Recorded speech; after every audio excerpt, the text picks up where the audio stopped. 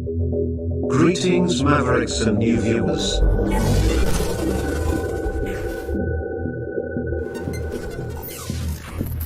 Tonight, direct and live, from the Maverick News Network, World Studios. This is Maverick News with Rick Walker.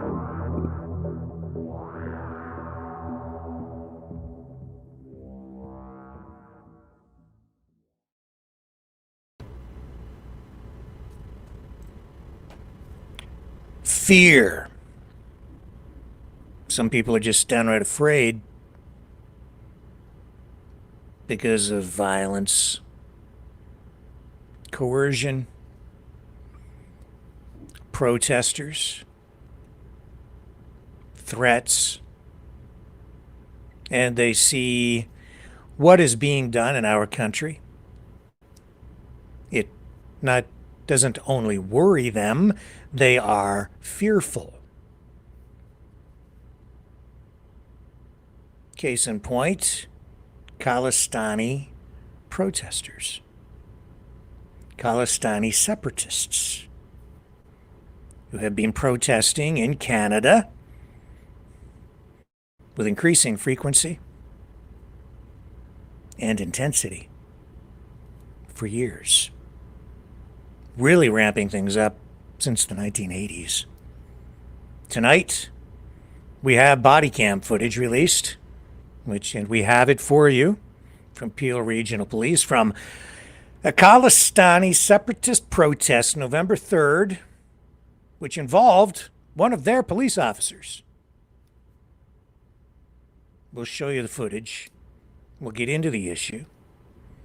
And we'll show you additional footage of pro-Khalistani separatist protesters who want an independent state from India. And it seems they're prepared to do just about anything, or at least they're prepared to justify virtually any action in order to achieve their goals. We have additional footage of them protesting in Canada, claiming ownership of the country. The country being Canada. So we have that.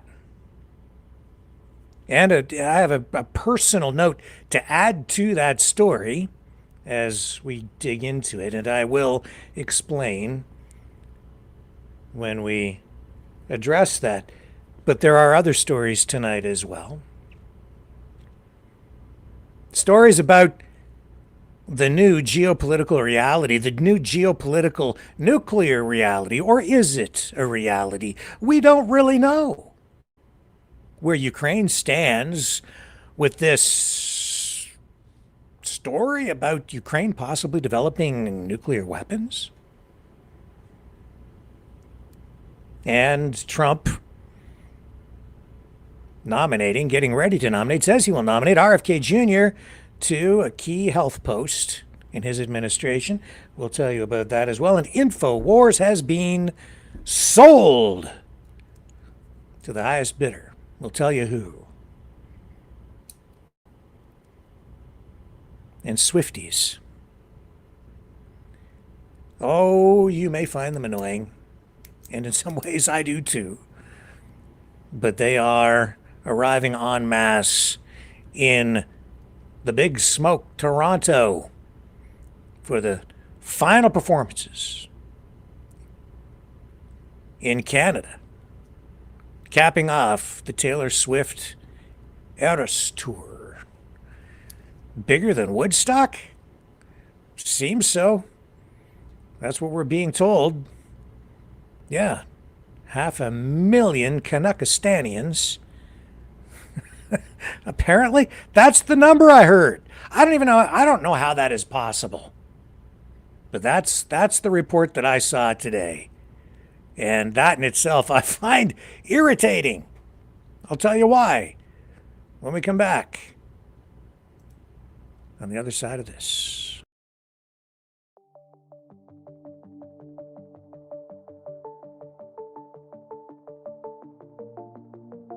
Greetings brave Mavericks.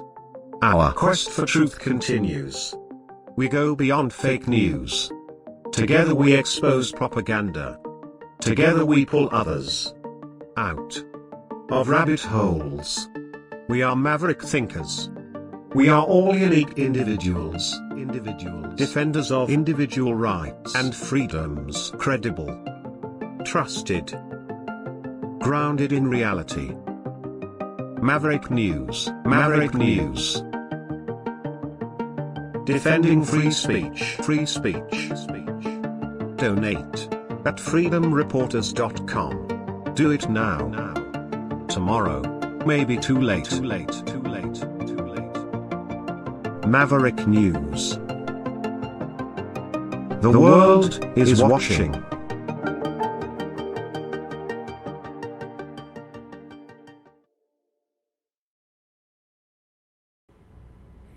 Okay, so let's dig right into our top news story of the night.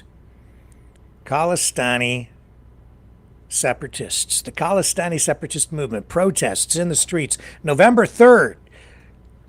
That's when Khalistani protesters took their grievances directly to a Hindu temple. And I guess they successfully shut down an event that was happening there, a worship service. And this was the scene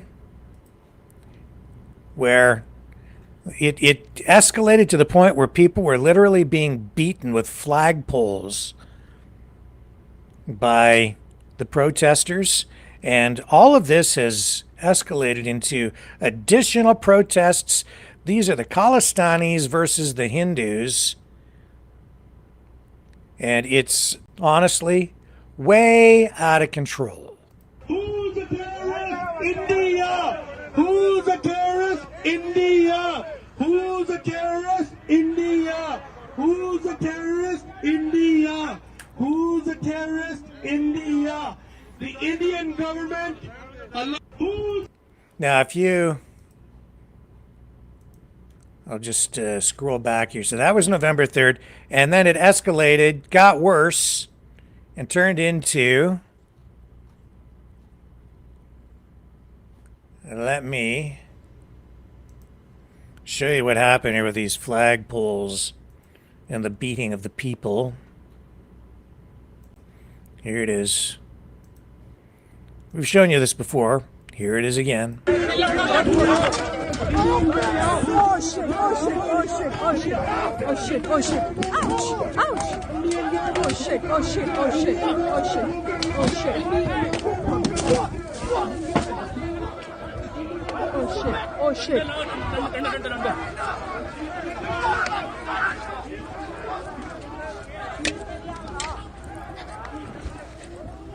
Okay, so this is the event from November 3rd, the protest.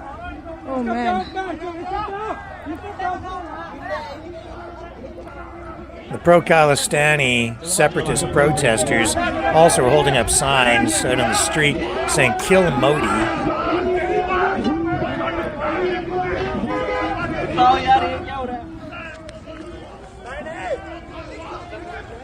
Some Khalistani activists have been designated terrorists by the government of India. They are entering in the temple. Oh my God, they're entering the temple. It's they're so one of the main violent. grievances or areas of friction between the Trudeau Liberal government and the government of India. And we've also seen the government of India being accused of being directly involved in the assassination of Canadian citizens on Canadian soil. So there's that.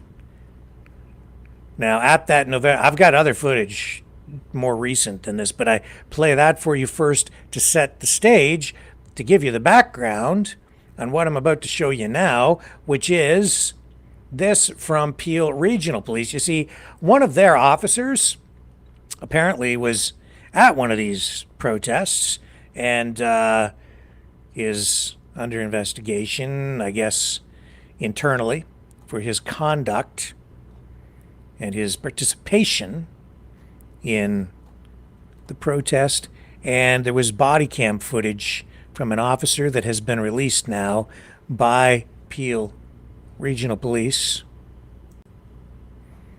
And here's the release today. We'll read it. We'll go over it here with you.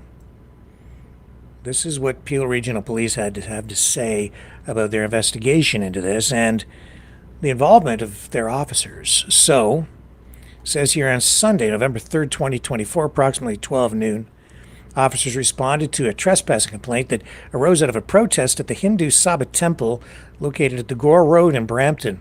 During the protest, it became apparent that tensions were escalating and public safety became a concern. For the safety of everyone present, a determination was made to seize any items that could be used as a weapon. As officers were trying to de-escalate tensions, a video was captured and posted to social media that showed an altercation between an officer and a protester. Peel Regional Police understand that the video caused concern in the community. We take all complaints about officer conduct seriously and have conducted a review of the incident. Following an investigation, it was determined that the officer depicted in the video was attempting to disarm an individual who refused to surrender their weapon and became confrontational, and accordingly acted within the lawful execution of his duties. The footage from the officer's body-worn camera is attached for reference, and I'm going to show that to you. A strategic investigative team dedicated to investigating incidents of criminality during the November 3rd and 4th incidents has since been formed. Anyone with suspect or general information is encouraged to contact police investigators at either 12 Division Mississauga, and they have phone numbers here, 905-453-2121, extension 1233, or 21 Division Brampton at 905-453-2121, extension 2133. Peel Regional Police is committed to respecting an individual's right to peacefully assemble. Key word there being peacefully, as per the Canadian Charter of Rights and Freedoms. However, there is no tolerance for any acts of violence, threats of violence, or vandalism during any peaceful assembly. We appreciate the cooperation of those who remained peaceful during these events. And then they just have the additional info there for contact and social media references to their posts. Now, in addition to that, Peel Regional Police have also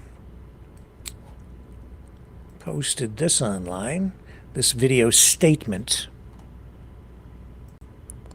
And we'll share that with you here now. And as part of this, we have the actual body cam footage. Here we go. On November 3rd, 2024, officers responded to trespass complaints following a protest at the Hindu Sabha temple located on the Gore Road in Brampton. As the day unfolded, crowds became larger and several people armed themselves with sticks and other weapons. To maintain peace and order and to prevent injuries and further escalation, officers began to seize several items that could be used as weapons, including bats, sticks, and flagpoles. A video that has been widely circulated online shows an interaction with an officer and a protester in the crowd.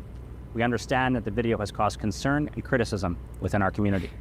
We take these concerns seriously, and an investigation into the matter has been conducted. As is the case with most bystander video during police interactions, the video lacks context and begins mid-interaction. What the video doesn't show is the officer identifying a protester for the purposes of seizing a weapon that he's holding. The protester then retreats into the crowd, and he, along with others, begin to physically resist the officer. The officer's body-worn camera, which captured the interaction, was reviewed, and a clip of which we played for you now.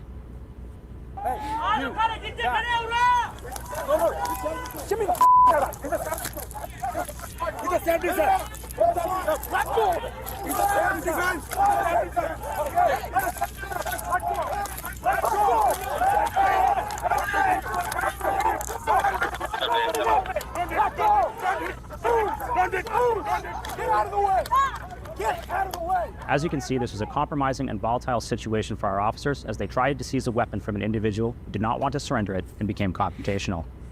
Following an investigation, the officer was found to be acting within the lawful execution of his duties. Peel Regional Police will always respect the charter rights of individuals to peacefully assemble.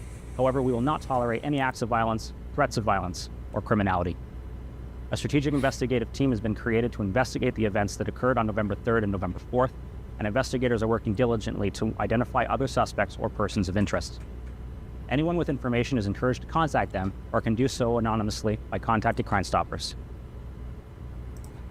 So, a little more information there for you to digest.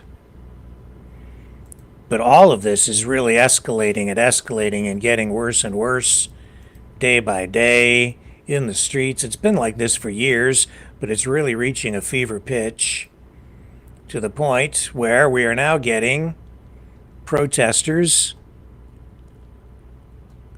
This is Khalistanis marching through neighborhoods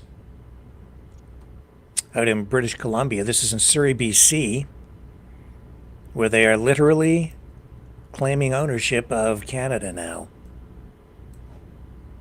That's what they're chanting. I am honestly appalled. Okay, let's bring it up.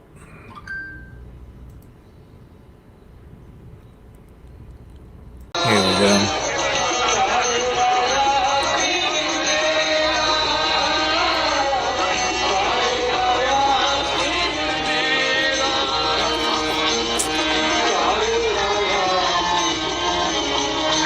भाई like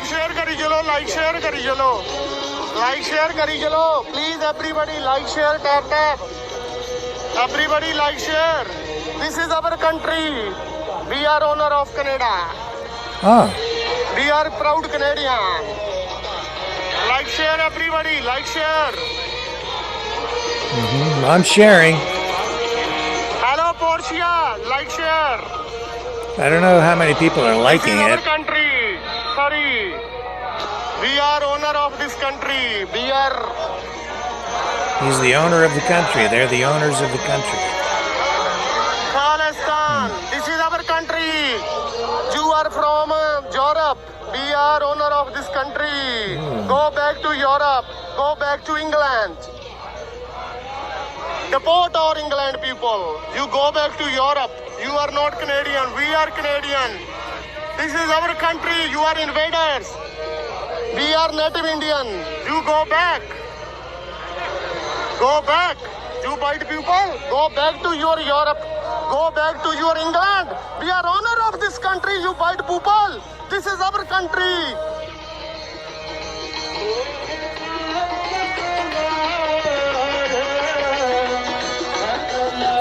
This is our country, our land. You come here from Europe and England.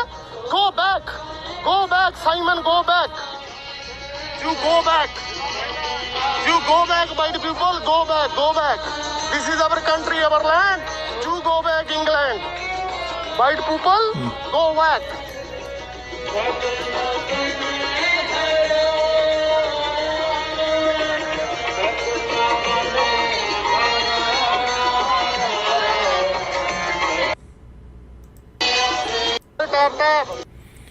Okay, so racism is racism. Prejudice, bigotry, on full display right there.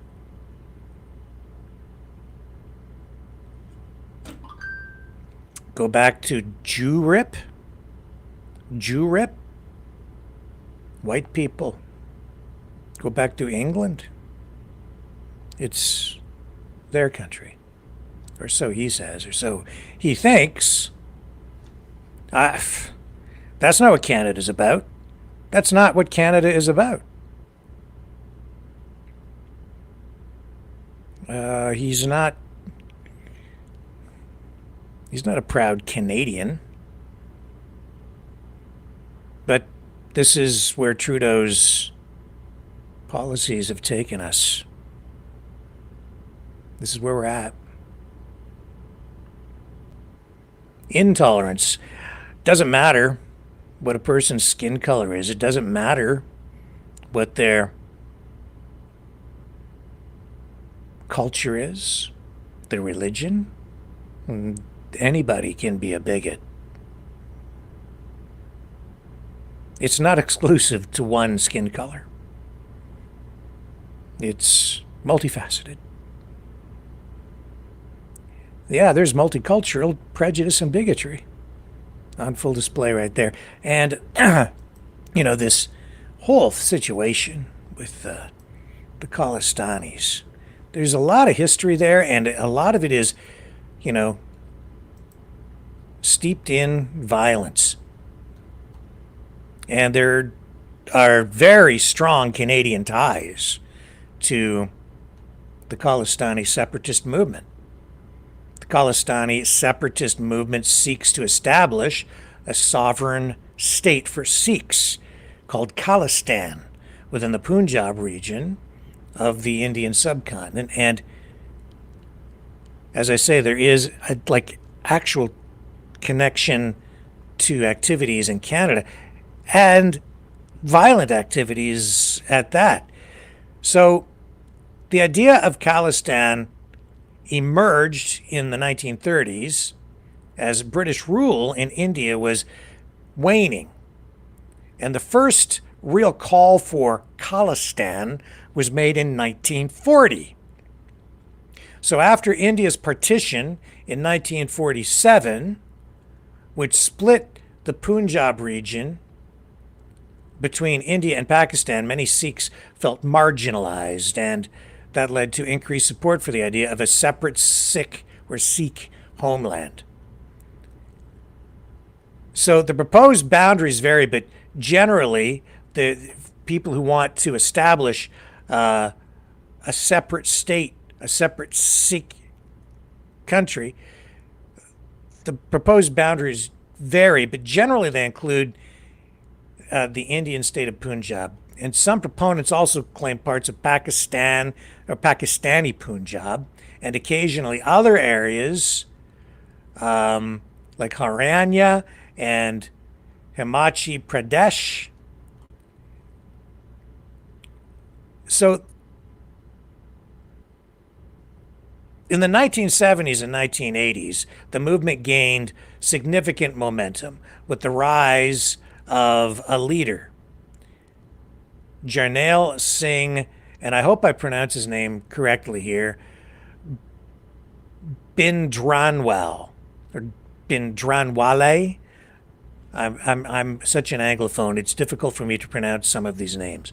But he became a prominent leader, and his activities led to increased tensions, which culminated in the Indian Army's Operation Blue Star in 1984, which was an operation to remove militants from the Golden Temple in Amritsar, which resulted in significant casualties and damaged the Sikh holy shrine, fueling more resentment.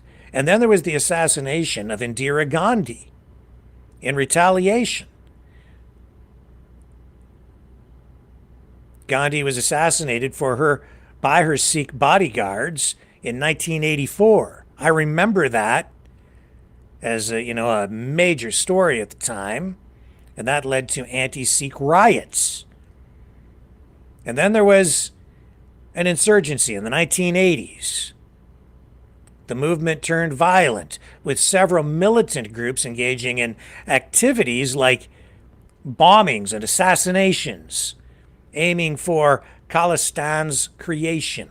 So this whole period saw tens of thousands of deaths, including civilians, militants, security forces.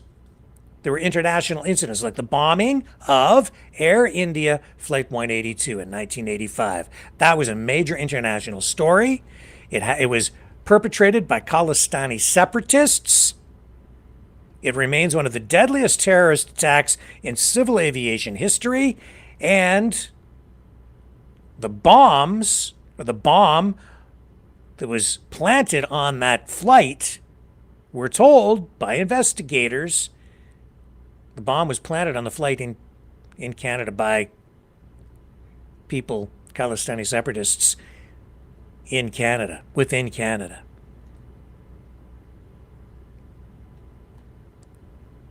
So by the mid-1990s, the insurgency largely subsided due to a bunch of factors, including military crackdowns, internal conflicts among separatist groups, and disillusionment among the Sikh population. But while the movement doesn't have as much support in contemporary Punjab today, it still has a lot of backing in the Sikh diaspora, particularly in Australia, UK, and Canada. And so we've seen referendums.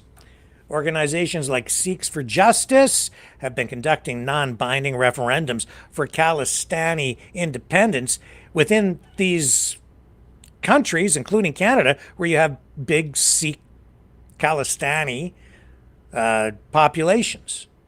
Not that they're a majority; they're still, they still represent a small percentage of the total Canadian population, but they have this growing political influence within the country, within Canada. It's disproportionate. It really truly is. And they seem to have real sway over certain politicians. Interesting, isn't it? Who might those politicians be? What politician has been designated as a terror threat? It isn't allowed to travel to India and leads a major Canadian political party. Oh, could it be the NDP? I'll let you guess. So, India views the Khalistan movement as a significant security threat, with some groups listed as terrorist organizations under Indian law, as I told you earlier. And this is one of the main sticking points between the Trudeau government and the government of India. And the movement has caused considerable strain in India's relations with other countries as well, where Khalistani activism is prominent, especially when protests or vandalism occur at Indian diplomatic missions or, yeah, they're on hand and they're actively protesting, and at times they are violent. And that is really the whole problem here, because in Canada, we're really a country about, yeah, you can keep your culture and celebrate that, but when you move here, you're supposed to leave the problems that you were running away from, or maybe escaping from, in your home country behind you. You can still keep your culture, but leave your disputes with your now other neighbors behind. Because when you look historically at what Canada is about, I can think of many, many conflicts over time where you end up with, like, look at the Serbians and the Croatians at war with each other, but you now have Serbian and Croatian communities living side by side in Canada and getting along. That's what Canada is supposed to be about. But that's not what's going on here. Some people just can't let anything go. And they're really playing out they're engaging in this battle for a Khalistani homeland. They're engaging in the battle here on Canadian soil.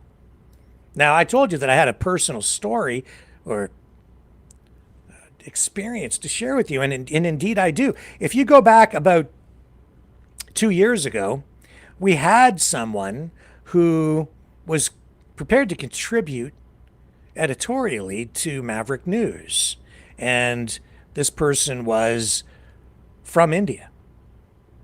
And there was one of these referendums taking place on Canadian soil, non-binding, but it's meant to send a message to the government of India. So they had a referendum where a lot of pro-Khalistani separatists showed up, and they engaged in this referendum, a vote to separate those areas that we mentioned previously, to create this separate Khalistani state, separate from India.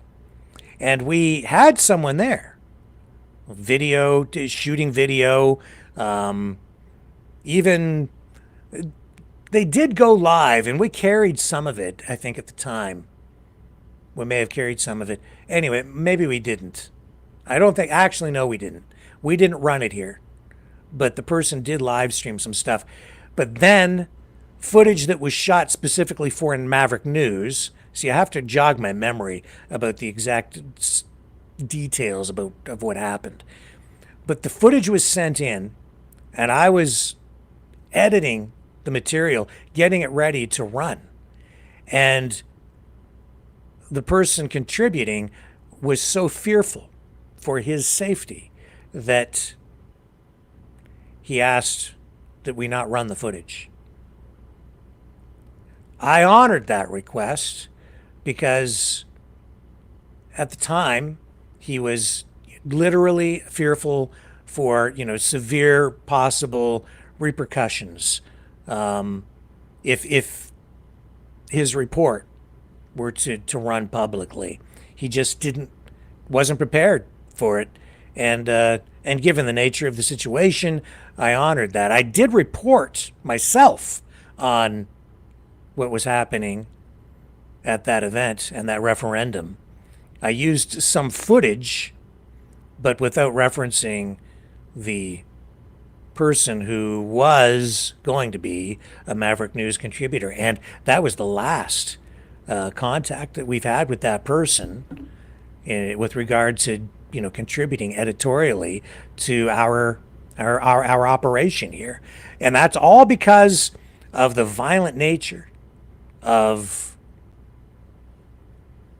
the Khalistani, pro-Khalistani movement.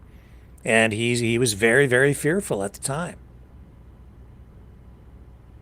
This is something the police are not dealing with effectively, even with the Air India disaster, terror attack, that tragedy.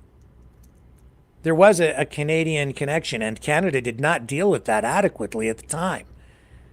Because Air India Flight 182, the majority of people on that plane were Canadians. There were over 300 people killed in that terror attack. And I think it was 282 of them, if I'm not mistaken, it was 282, were Canadians. Canadian citizens. Canada has a significant Sikh diaspora, many of whom emigrated from Punjab, India, following the partition in 1947 and then subsequent migrations. And within the community, there has been a segment supportive of Khalistan, especially during the peak of the movement in the 1980s. And it continues today. And in the 80s, you had Air India Flight 182. So, in Vancouver, the plot was primarily planned out, and there was a notable concentration of Khalistani supporters. So the bomb was assembled in Canada. Inderjit Singh Rayat, a Canadian Sikh, was convicted for his role in making the bombs. The bomb was placed in checked luggage that was transferred from a flight originating in Vancouver. CSIS and the RCMP had information about potential threats to Air India flights at the time, but a review of all the activities and the intelligence at the time indicated that they failed to act effectively. Surjan Singh Gill. Allegations have surfaced that CSIS had an informant. That was his name. And within the Khalistani group planning the attack, he was there.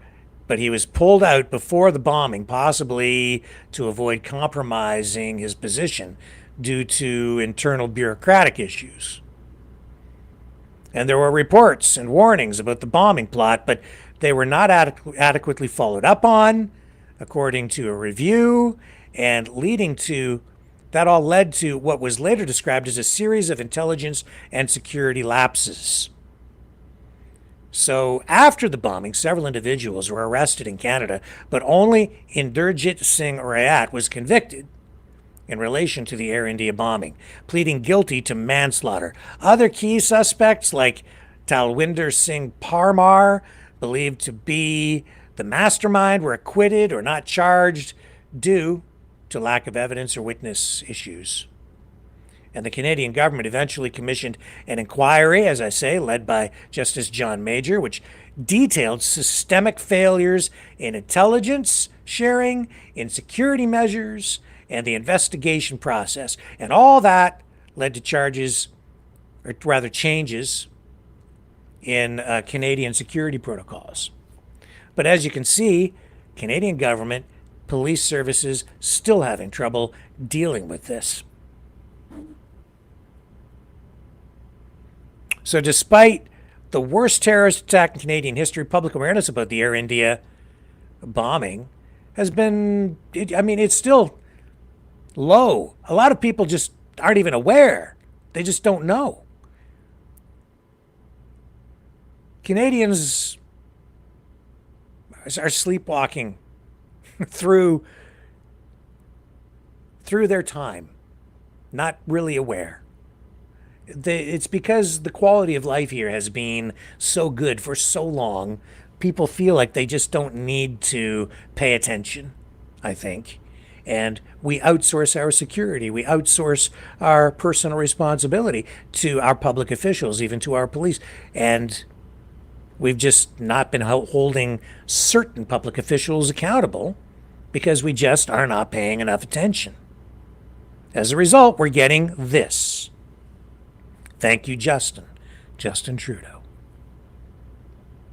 Canada has erected memorials to remember the victims of Air India, the Air India bombing, but there's been criticism regarding the initial lack of recognition and the government's initial response to the tragedy. And the bombing has strained relations between India and Canada for years due to perceptions in India that Canada was a safe haven for Khalistani extremists. This goes all the way back to the 80s. These current tensions between Modi and Trudeau, it's nothing new. This has been going on for a long time. It's just been ramped up, elevated. And now you've got the assassinations on Canadian soil. The tension has seen periodic flare-ups, and that's what we're experiencing right now. And it gets worse when Canadian leaders bring up the whole issue of Sikh separatism. So this whole thing remains a significant event in our history, Canadian history, tied directly to India and the Khalistani separatist movement. It highlights the challenges of security, intelligence sharing, or lack thereof, and the impact of diaspora politics on international relations and Canadian politics. And we've seen that these Khalistani activists within Canada who obtain Canadian citizenship and therefore dual citizenship, still some of these leaders are accused of, and it appears that this is credible information, that they still choreograph, organize separatist activities back in their home country, but they're doing it from Canadian soil. And because they have dual Canadian citizenship, they enjoy the protection of being Canadian. And therefore they are under the protection, essentially, of the Canadian government. Now, you can investigate the reasons behind the Khalistani separatist movement. Maybe that's something you want to support. Maybe you think that's justified. Maybe you think that's a good thing.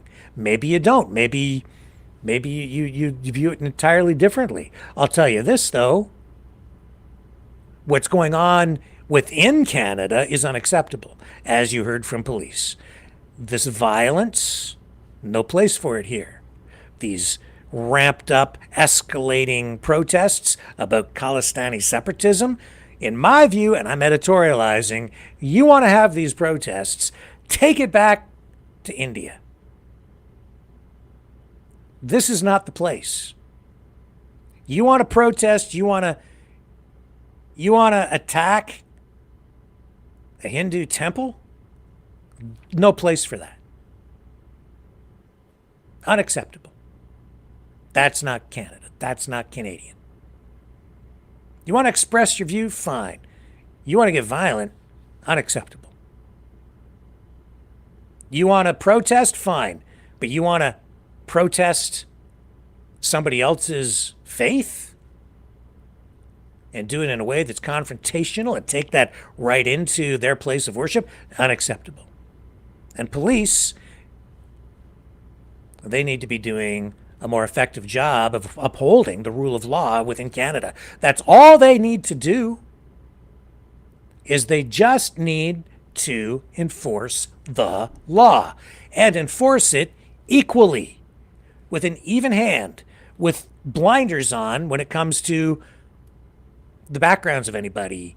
It's just everybody needs to be treated the same under the law, under the rule of law, because justice should be blind insofar as it means equal treatment for everyone. Everyone's treated the same. Laws apply equally. No one's above the law. Everybody is treated the same. If you just do that, you nip all these problems in the bud. Because if it's illegal to take a protest into someone else's place of worship and try to shut them down, and effectively they have, and if you deal with it then and there, then you prevent retaliation, which is what we've also seen on the flip side. We've seen the Hindus respond as well with protests. Why? Because they've been attacked. And they feel like they're justified, I guess, in protesting and taking it straight back over to the people who did it to them. And so you get action and reaction. And again, no place for it in Canada. It's totally inappropriate. It's wrong, and we shouldn't be tolerating it on any side. Protestants shouldn't be attacking Catholics, and they don't in Canada. We don't get that. You don't get them fighting in the churches. I mean, we've seen things in history, I guess, where we've had conflicts like that, but you don't burn somebody's church down. Now, we've had some of that going on in Canada, too. That's also unacceptable. And there's been a lot of that going on and not a lot of acknowledgement of it. But that's a whole other separate issue. The issue at hand here is just as I've laid it out. You have these conflicting neighbors. It's a dispute of neighbors. And they would do well to embrace their Canadianness and find common ground that way. And if you want to fight over whether Khalistan should be its own state, take it back over there. We don't want it here. And when I say we, I mean Canadians. All Canadians of every stripe. I've said, some people got upset when the Canadian national anthem people were singing it in another language other than English or French. I remember that back from the winter last year. And I said at the time, I don't really care what language you're singing the Canadian national anthem in. I don't care if you sing it in a country style. I don't care if you sing it in,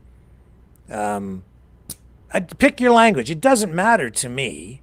And this is me editorializing again. I don't care.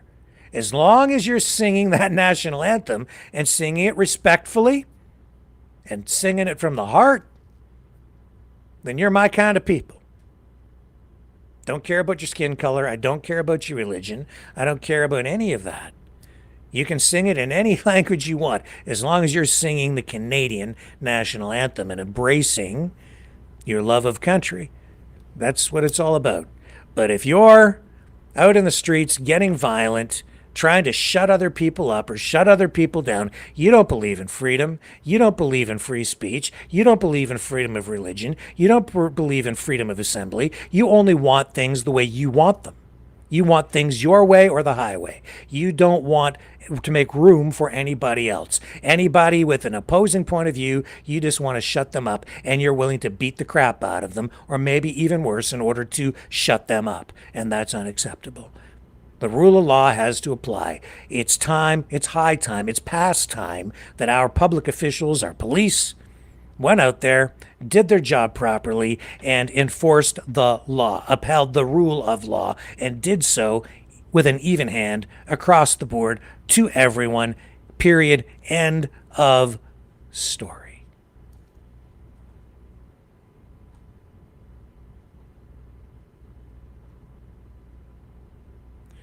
We'll have more on the other side. He's a fighter. He's a survivor. President Trump, defiant, strong. He is determined to make America great again. Pay tribute to the 45th President of the United States with this collectible t-shirt from the Maverick News Memorable Moments collection. Even a would-be assassin's bullet could not stop him. Instead, he emerged with his fist in the air ready to fight for freedom. Get your Trump Fighting for Freedom t-shirt with any donation of $30 or more to Maverick News. There are 2 iconic artistic designs to choose from, but there is only one way to get these. Donate at freedomreporters.com. Support free speech, free media. Support Maverick News. Call 1-866-248-1490 or order online at supergeeks.tv.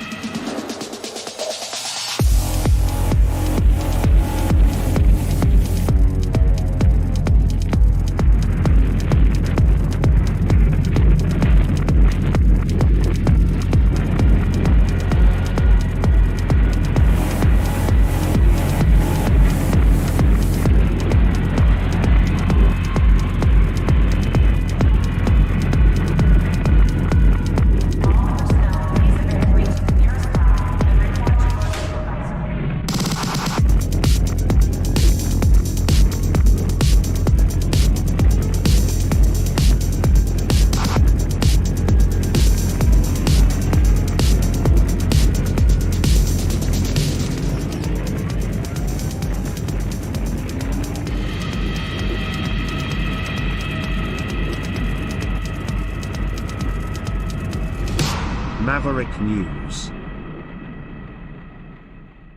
The world is watching. So, of course, this story about the protests involving Khalistani separatists is just, pulled the whole issue of immigration up even further closer to the top of the heap when it comes to issues.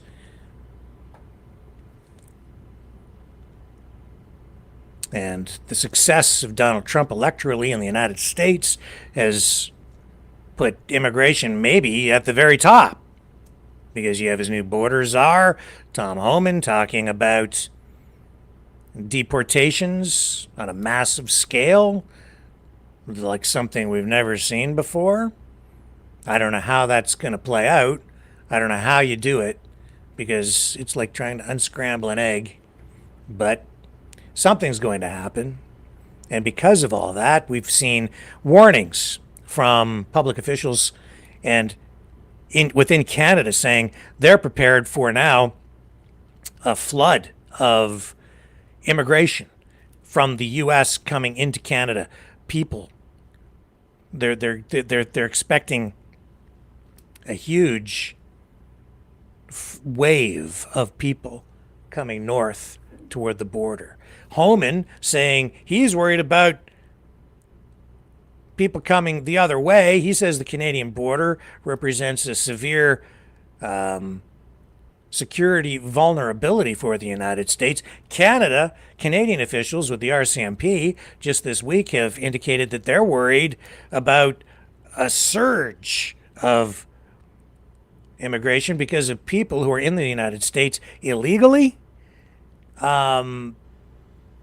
trying to maybe escape whatever fate may await them when the Trump administration takes charge in January.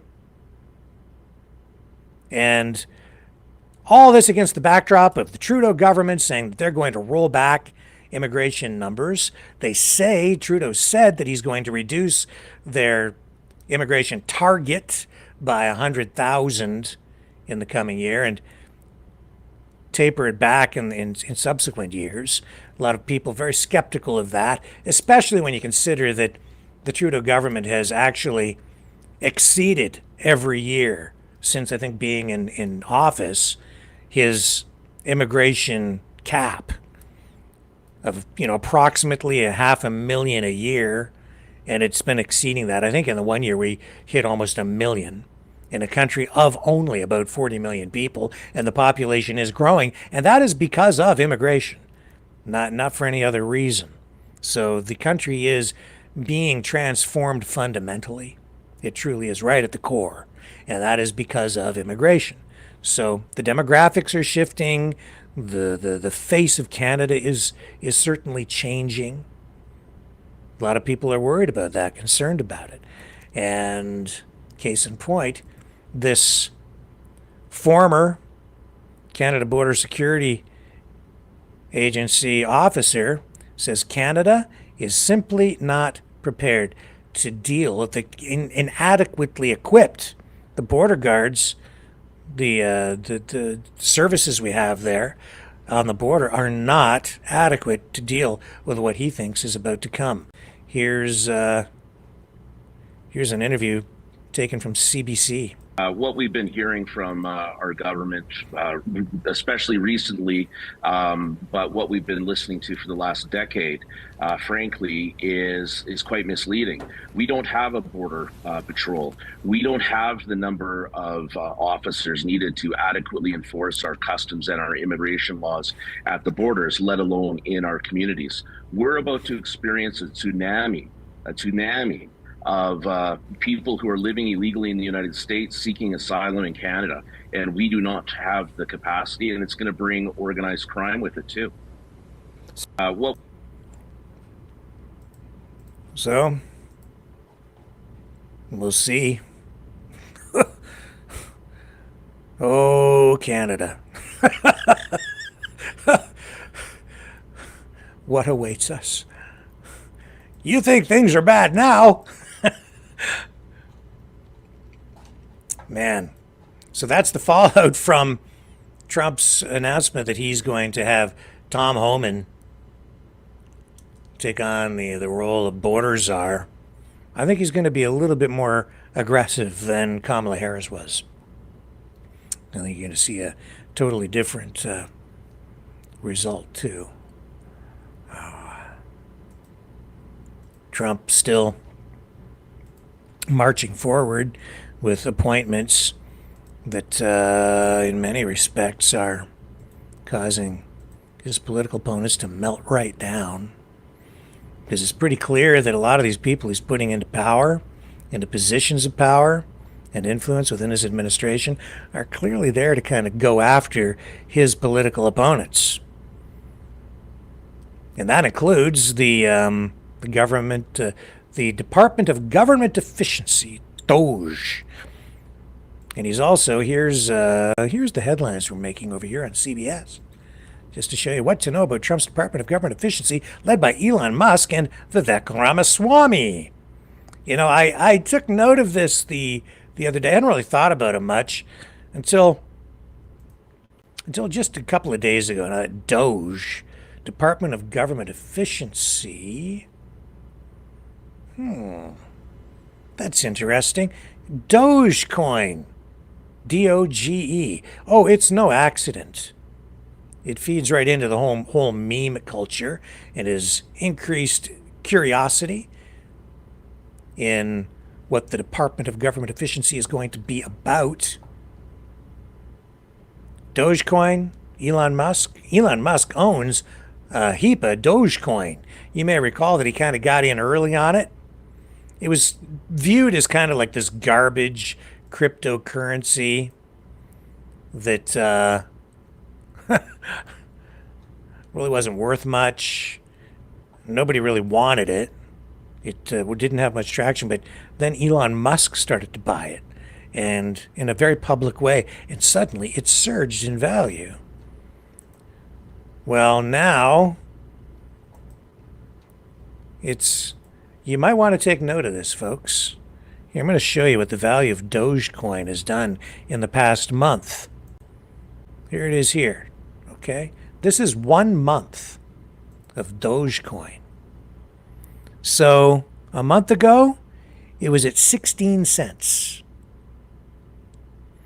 And then you got all this, talk about the Department of Government Efficiency and the election. Of course, people didn't really know what was going to happen. And then Trump got elected. And even just before here we are, November 9th, it really starts to, it's just at a point where it's just at the bottom of this, well, not the bottom, but it's at the beginning of this steep climb from November 9th to today, where it's gone, it was 56 cents yesterday, currently at 51 cents. So from 16 cents, it has gone to 251 cents today. That's a 220% increase in the past month. Who owns Dogecoin? A lot of it, Elon Musk, who we're told, now it's hard to know exactly if these figures are accurate. He's acknowledged that he owns a lot of Dogecoin. Some estimates say he owns as much as 28% of all Dogecoin in the world. And his Dogecoin just increased in value 220% in the space of a month. And it's being attributed in large part, according to people in the cryptocurrency world, to all the attention being focused on Musk and the Department of Government Efficiency and just the use of that name. That's all that has to happen when you're that rich and you control that much of any given market, the money market, the Dogecoin cryptocurrency market itself, 220%. So he's profited immensely just because the name Doge has been applied to that government department. Now, he apparently is not going to be paid for his position within the Department of Government Efficiency. If he were to be paid, he would have to apparently divest in his companies like Tesla and SpaceX because he has a conflict of interest. And yet, now, call me a conspiracy theorist, but here's Elon Musk, not even in the position yet, not even doing the work yet, but profiting just because of the choice of the name. Was he involved in that? I don't know. Did he know that would happen? Maybe. Is that insider trading? I hate to kind of go down that rabbit hole, but it's undeniable what's just happened. He just made a whole bunch of money. Everybody holding Dogecoin has done it, but when you're the guy sort of naming it, you see, he can influence the price of a lot of different things.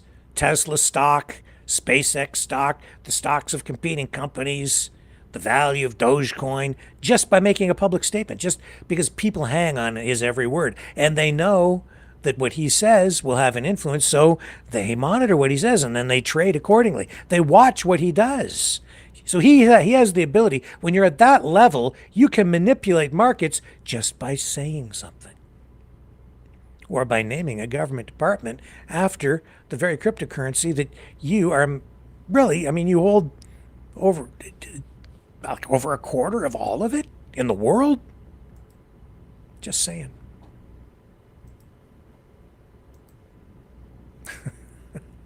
What a world we live in. I don't know. Just saying. Take it for what it's worth. An observation. So what else can I tell you about the Department of Government Efficiency? Let me see here. Where are my notes? Okay.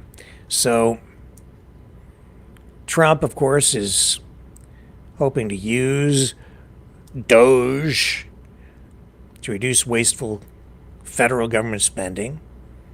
It's not just Musk, it's also entrepreneur, and I think he's also a billionaire, Vivek Ramaswamy. And they're going to spearhead the whole thing. And so these appointments, well, not sitting well with Trump's opponents. Some people concerned about what they might do. So under the plan, it's not an official government department, but it's raising questions about its powers and how it will operate. So Trump, I guess, is giving them a fair amount of sway, a lot of power.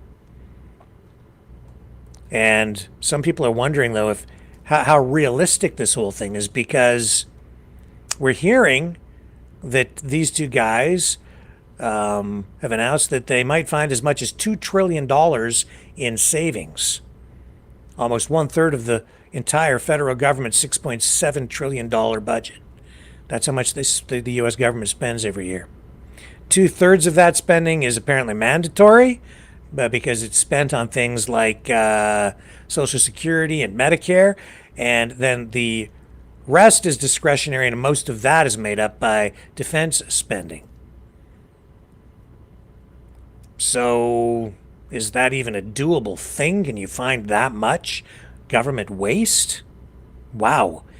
If they chop that much out of the federal government's spending, I'll tell you this, it may be more efficient, but it would actually have extreme repercussions within the economy. It would be it would result in economic contraction to a great degree, because it would result in austerity. Because when you pull that much money out of the economy, you're going to get contraction, economic degrowth, not expansion. It might be more efficient, but it doesn't mean you're going to, it can have a negative effect on growth. It's kind of like when you have to tighten your belt after you've spent too much money on your credit card, and then you start to scale back your spending. Well, you have to do with less. That's the point that I'm making. That's exactly what it is.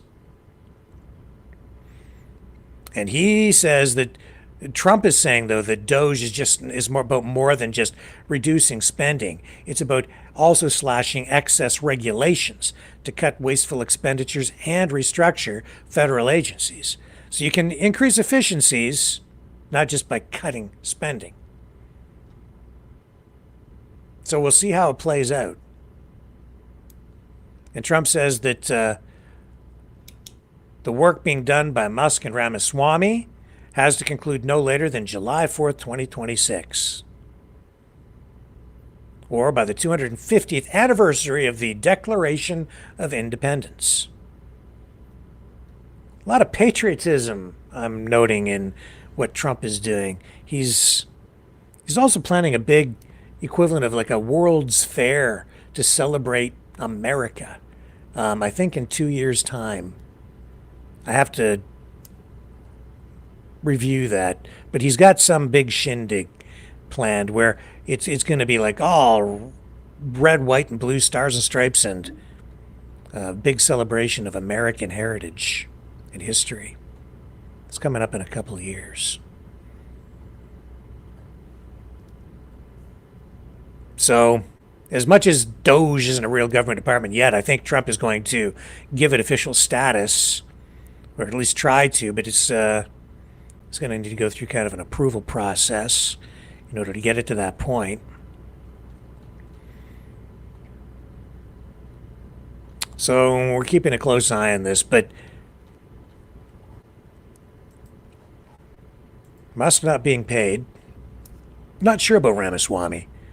He's probably not getting paid either, because he has business interests as well. I have to check on that. But Musk definitely not getting paid, doing this on his own dime, I guess. But still profited by the increase in the value of Dogecoin.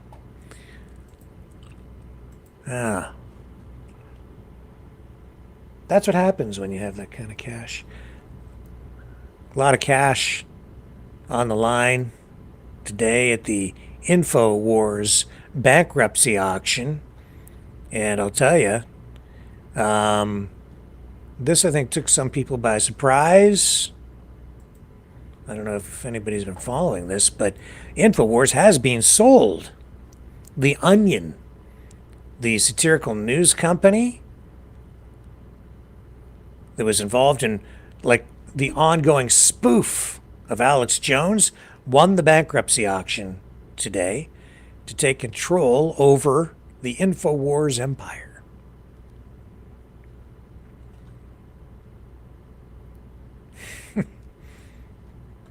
And so what they're going to do, I guess, is they're going to shut it down and then rebuild the website. And their plan is to feature internet humor writers and content creators.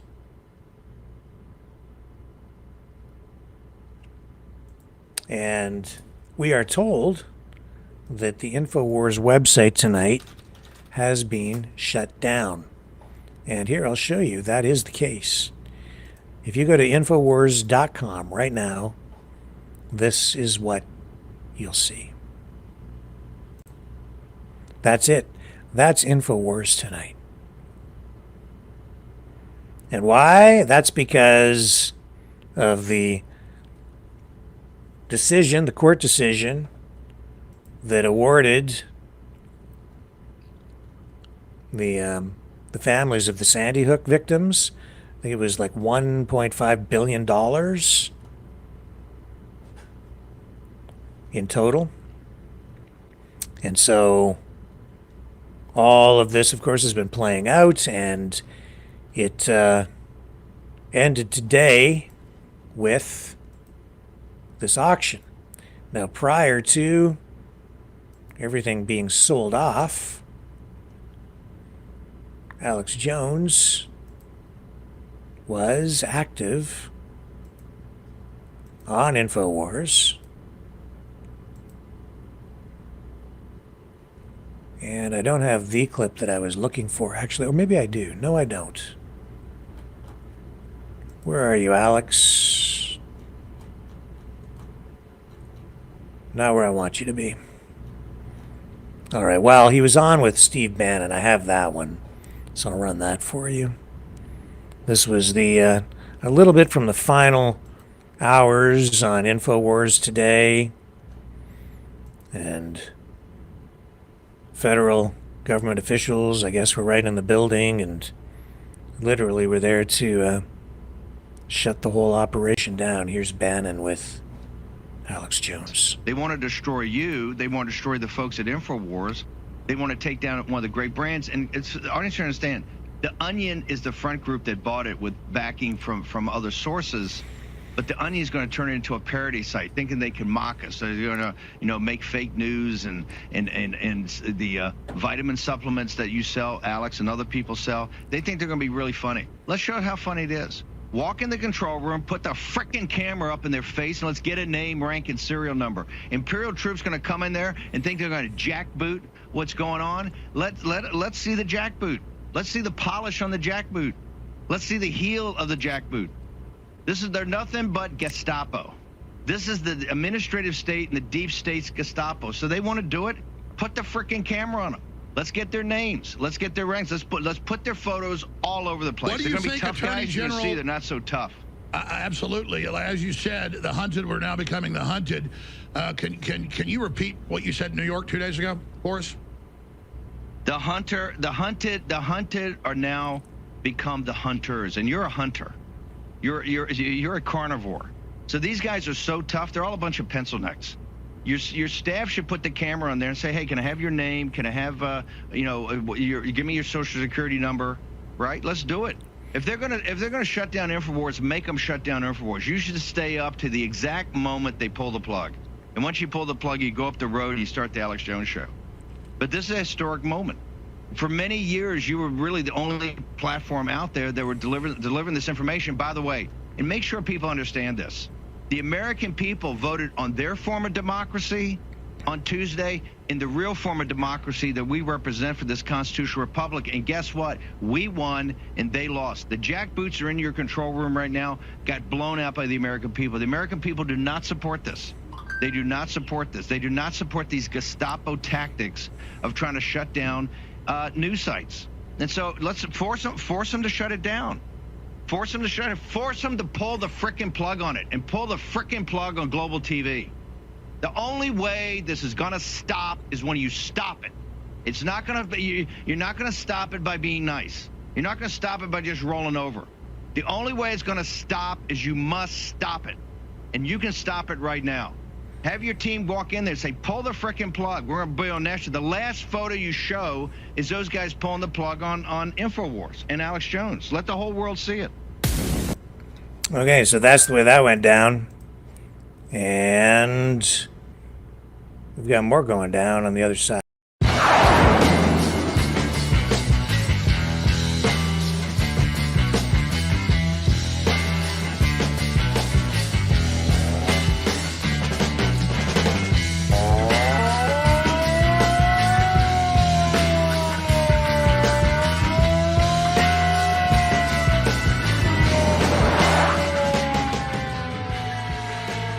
Maverick News. Fighting for freedom.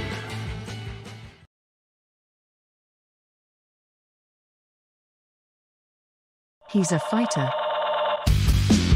He's a survivor. President Trump, defiant, strong. He is determined to make America great again. Pay tribute to the 45th President of the United States with this collectible t-shirt from the Maverick News Memorable Moments collection. Even a would-be assassin's bullet could not stop him. Instead, he emerged with his fist in the air ready to fight. For freedom. Get your Trump Fighting for Freedom t-shirt with any donation of $30 or more to Maverick News. There are 2 iconic artistic designs to choose from. But there is only one way to get these. Donate at freedomreporters.com. Support free speech. Free media. Support Maverick News. Call 1-866-248-1490 or order online at supergeeks.tv.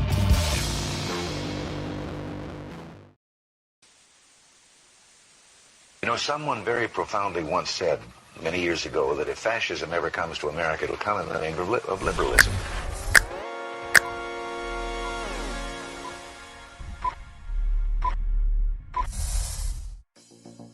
Well, I think it's time we ask ourselves if we still know the freedoms that were intended for us by the Founding Fathers.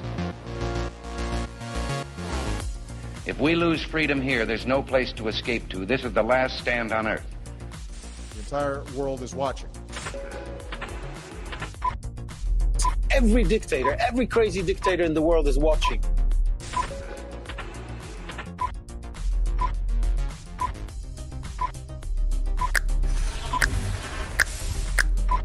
The world is watching. On TV, the entire world is watching. On social media. But the entire world is watching, and yes, they are seeing what we have apparently bravely been willing to say that others are thinking. Stand for freedom. Literally stand for freedom. Let's get this done. The entire world is watching. We're at war with the most dangerous enemy that has ever faced mankind in his long climb from the swamp to the stars. Maverick News. Maverick News. Maverick News. Let me have more control of my own destiny. The world is watching.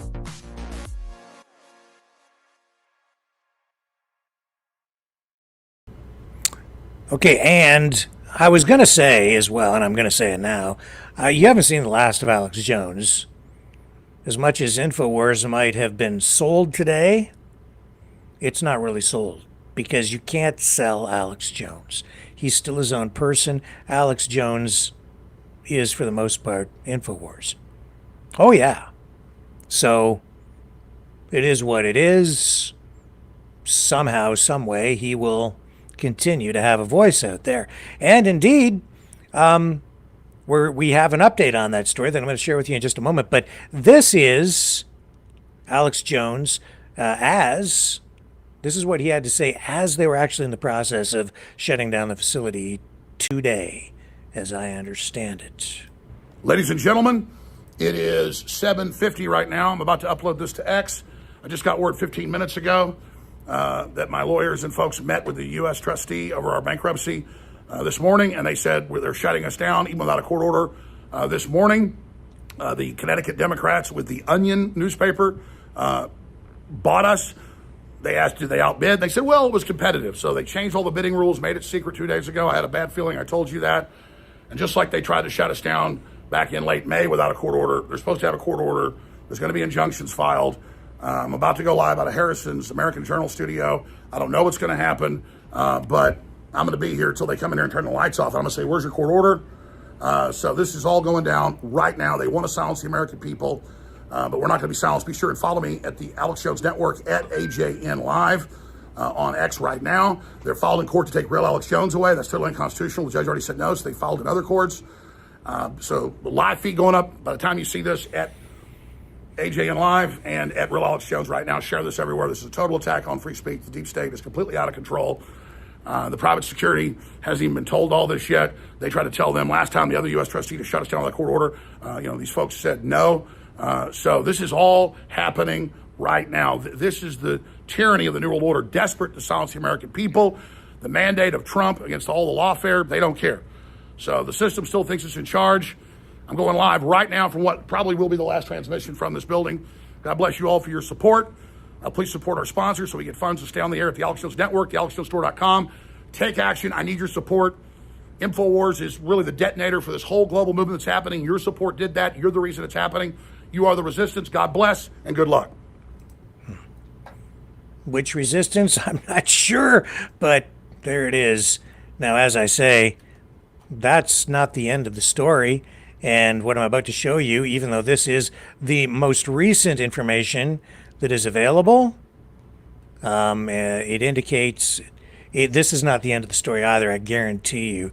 But this is Alex Jones again, just a short time ago, saying that the sale apparently has been blocked or something.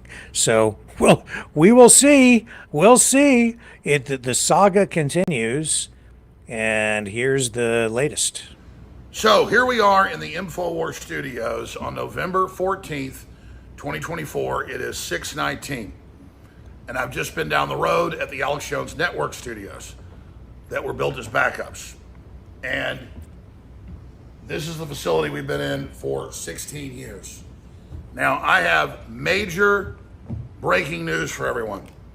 The headlines you see everywhere that the Onion bought Infowars today is not true. The judge had an emergency hearing today that we filed for at 8 a.m. this morning. It went on for several hours.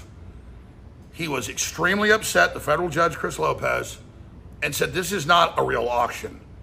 You don't claim there's a public auction where people can bid up and have them register for it, and then 2 days before change it and say the bids are secret and we don't even have to take the highest one. Then he asked the U.S. trustee that ran this, what was the winning bid? He said, well, I can't tell you. Did you hear what I just said? Not only did they not take the highest bid, they won't even say what was paid, but they said, well, it's Alex Jones's judgment. That's like toilet paper. $1.5 billion fake dollars that doesn't exist?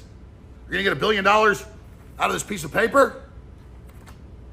So you can't pledge, that's federal law in bankruptcy, a debt towards something, and especially because doubly, they didn't tell the other bidders that they were going to allow credit to be used to buy it. That's what they're calling it. It's credit in the future, pie in the sky on my future earnings. So they bought my company in a rigged fake auction that didn't even happen with my money that doesn't exist. So the judge says he hasn't set the date yet, next Monday or Tuesday. He said early next week, I take that as Monday or Tuesday, to have an evidentiary hearing on this. My lawyers and the real bidders' lawyers, who are very prestigious, said they've never heard of something like this. Walter Sisak, the lawyer for the folks that tried to buy Infowars that were good guys, is recognized as the toughest bankruptcy lawyer in Texas. He's known as the Bulldog. He's a no bullshitter. He said he's never seen anything like this. Well, I told them get ready for that. And they didn't really believe me. And they saw it. So Monday afternoon, 2 days before the auction, they said, forget all your bids that had to be in by November 8th. Forget all that. Forget the contracts you signed, the deposits you put down, the rules you signed, that's out the window. There's a secret bid. You just give us an envelope with your bid, and we'll tell you who the winner is. And by the way, we'll take one that's lower if we want. And the U.S. trustee said he had the authority to do that, just like the last federal trustee that the feds send into these cases if they want, said he could shut this place down in, remember, late May? And then 2 weeks later, the judge had a hearing and fired them, saying you have the authority to do that. The judge said to Chris Murray today, where did you think you had authority to do this? You weren't given the authority to do this. So they've closed the building, cut off the satellite uplinks to the radio and TV stations to something they didn't buy. Through bravado, they ordered the IT people to shut down Infowars.com. We've been hijacked. So I told you they tried this in late May. People didn't believe it was so crazy. When they came and said, leave the building with security, I told the security, where's the order? Where's the court order? I guess we're not going to do it. And then 2 weeks later in court, the judge, it all came out. People were like, well, that was true, Alex said. Well, you're damn right it was. Now you see them bragging, they shut us down everywhere. But here I am in this building with the equipment and the rest of it. So what we're supposed to sit here with the crew and everybody, and I guess wait for the judge's hearing, that's fine. And they said in the hearing, we don't want them back in the building, Your Honor. They'll try to get the equipment. What, from our studio that we've got good buyers that are going to win the real bid, that we're ready to go up if somebody would have beat what they were doing, in a real auction? Going once, going twice, numbers go up. And the judge kept saying, an auction is where people can bid. So, look on the screen right there. The Onion buys Alex Jones's Infowars at an auction with help from Sandy Hook families. No. The Onion's just the fake owner. They didn't do anything. The families pledged their award that's on appeal. You can't sell an award that's on appeal.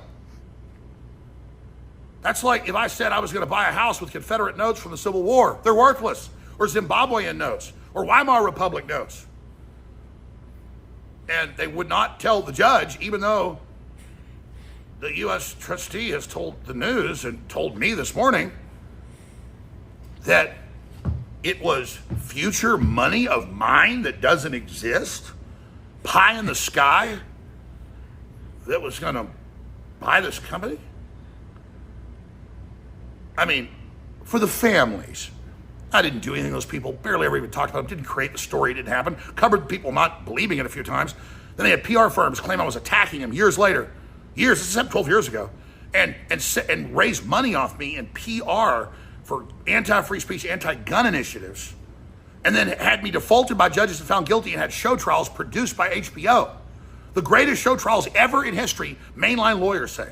Literally fake, like the Truman Show. So, these people have jumped the shark, and it's why there was a referendum against the left and lawfare, why Trump got elected in a landslide despite all the fraud. That's all coming out. This is total insanity. So, I'm going to show you these articles. Come on over here, Reese. Here's some light over here. I'm going to show you these articles.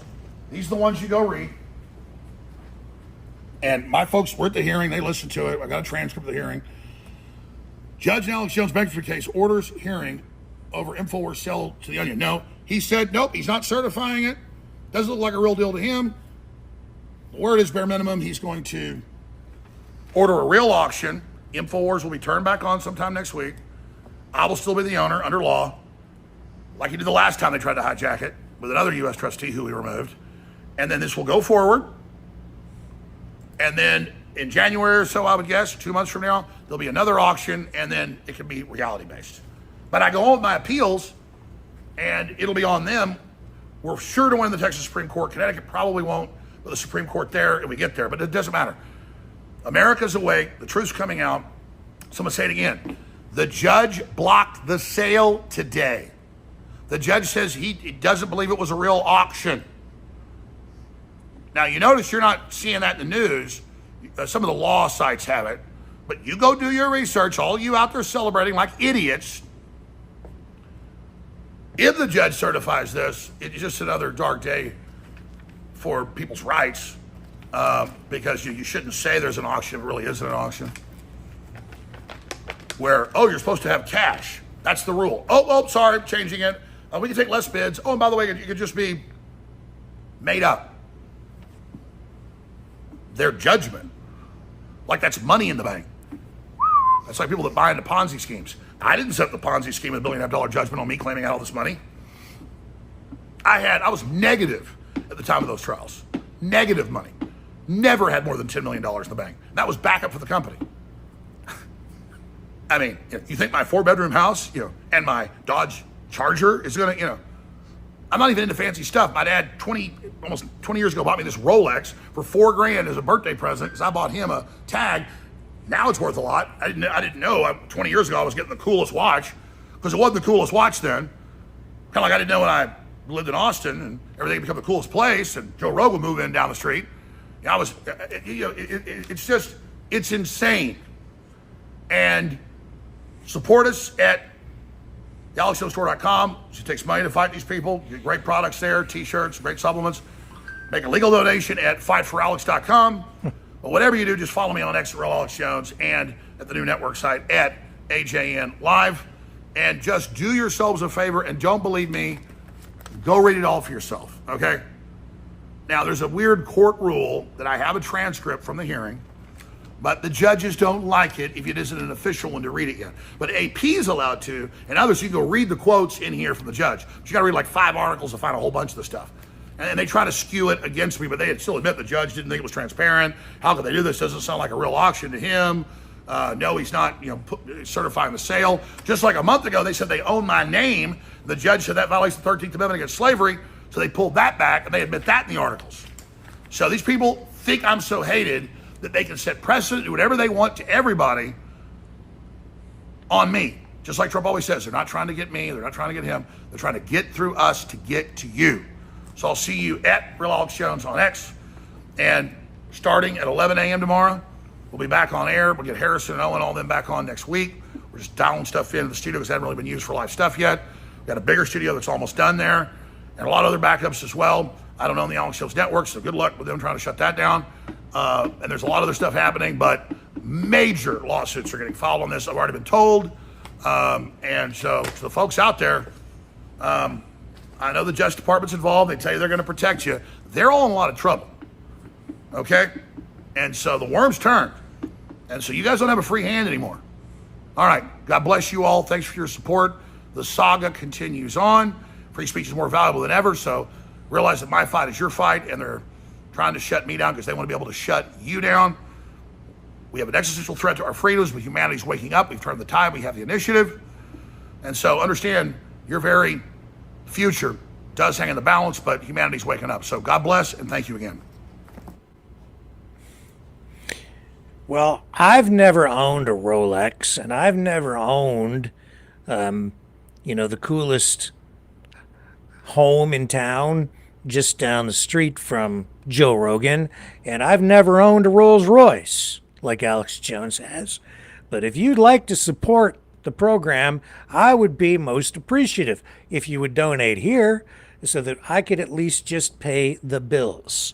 I can tell you that I think it's been 4 months, 5 months since we've even had a single donation over on our Give, Send, Go page.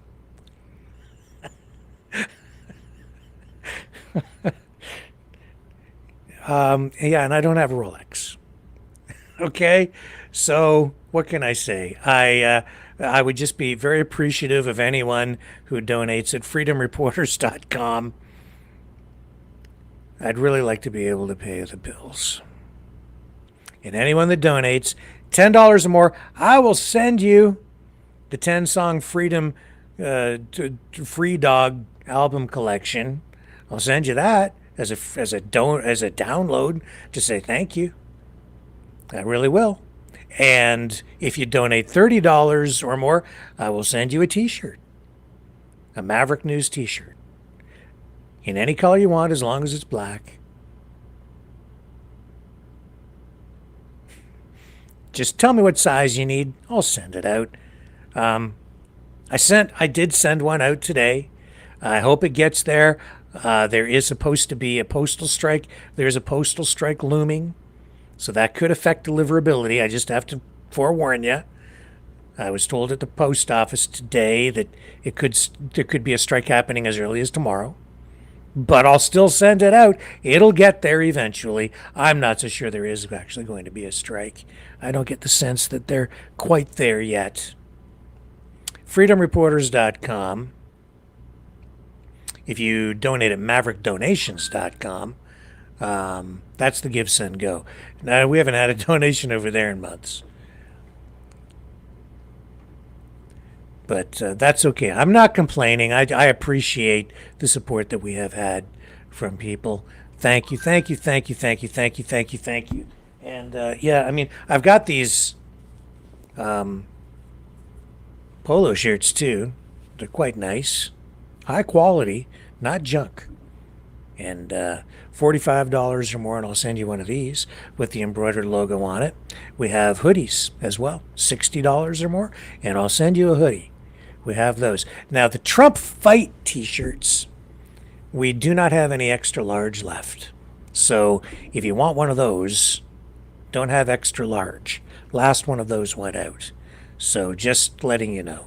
But I think we've got all the other sizes. So, oh, we don't have a small. No smalls.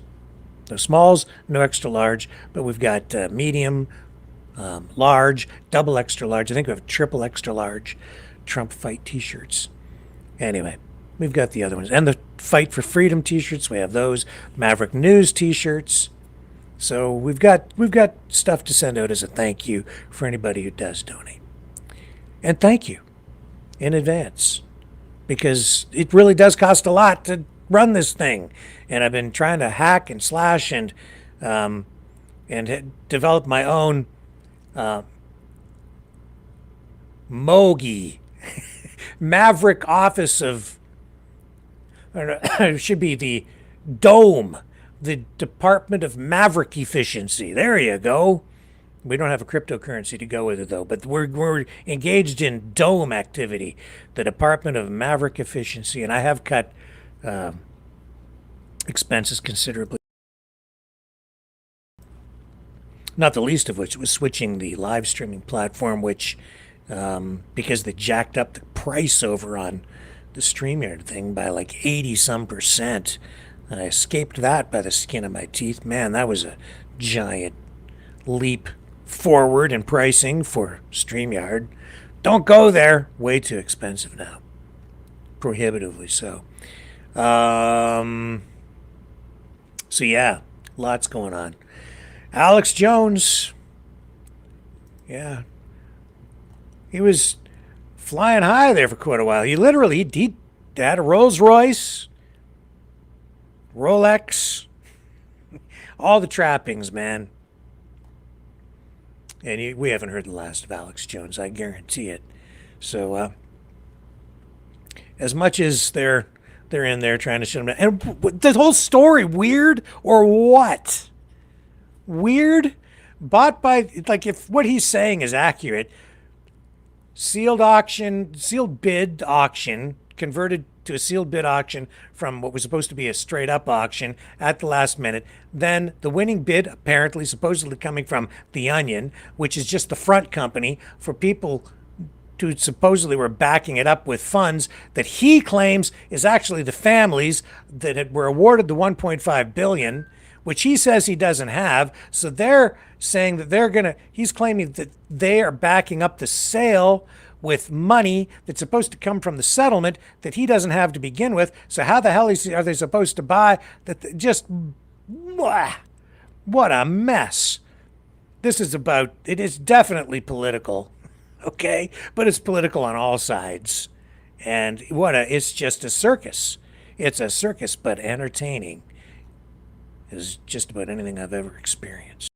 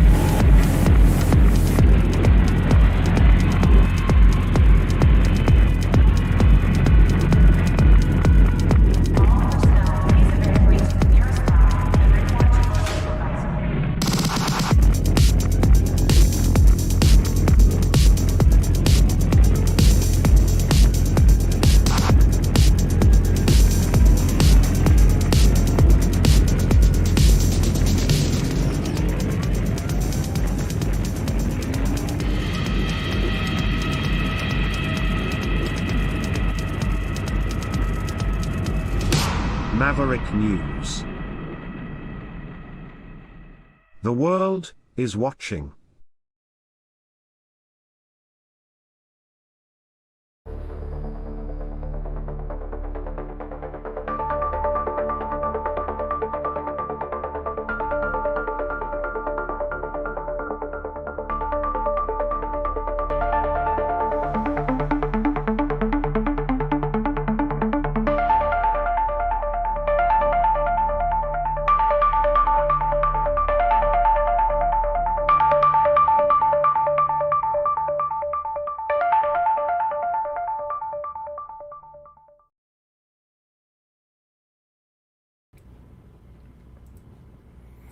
RFK Jr.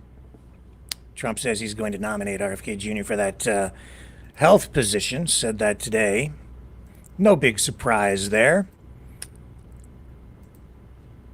No surprise at all, really.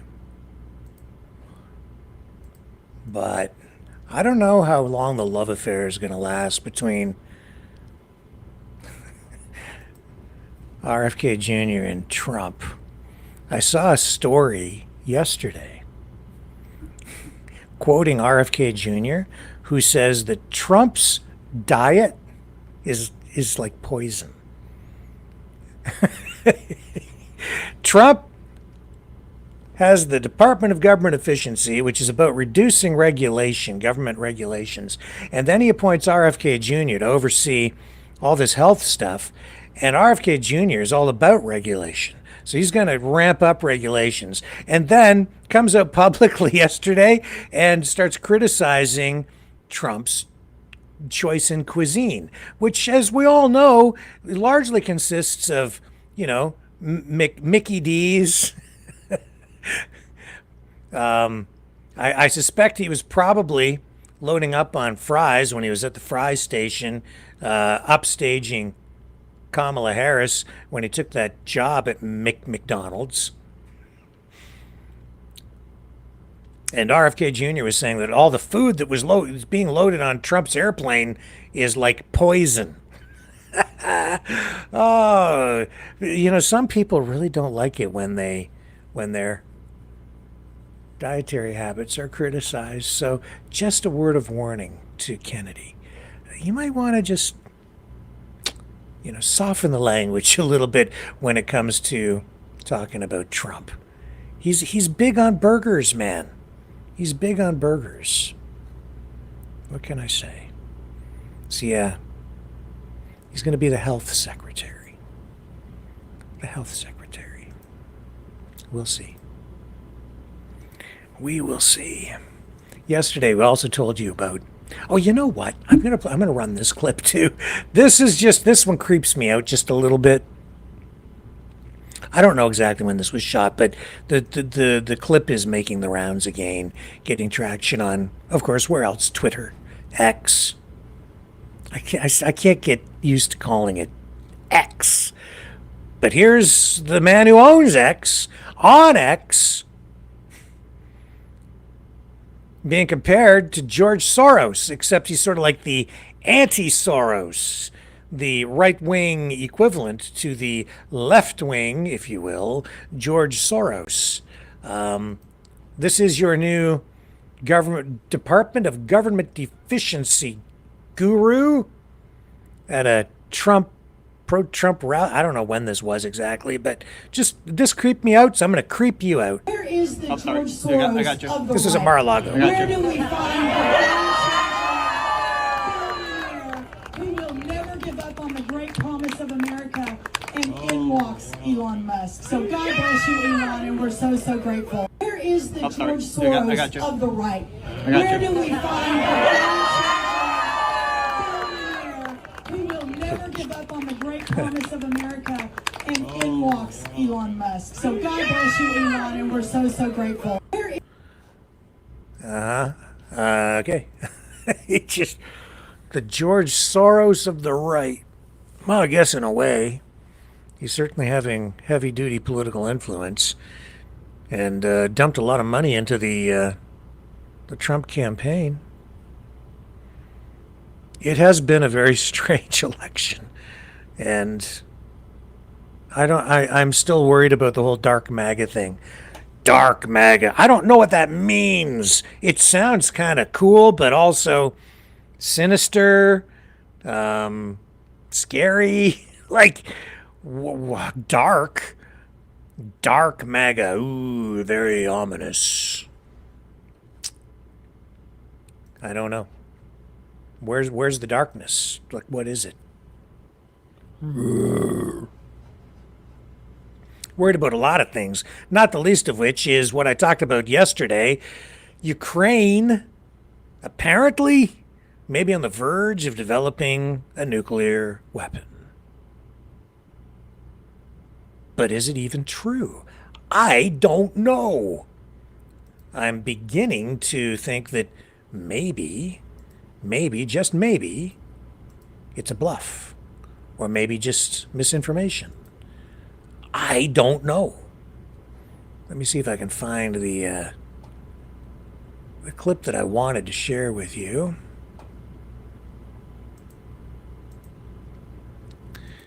Tell you. So yesterday, it was being reported that Ukraine had indicated that if the war continues, the U.S., and if Trump pulls support, that Ukraine could develop a nuclear weapon in as little as 2 to 6 months, maybe even as soon as 2 months. Then, there's been this flurry of commentary on it. A lot of people very worried about it, concerned. But then last night I thought, after all these media reports about this,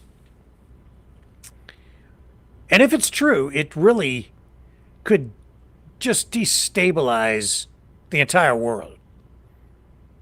The same way that having Iran get a nuclear weapon could destabilize the whole world. But then I thought, I wonder what Russian media is saying about all of this. And so I went to Sputnik last night after the program, and I found this story. It was the only mention of it. And strangely, it was a story about Ukraine denying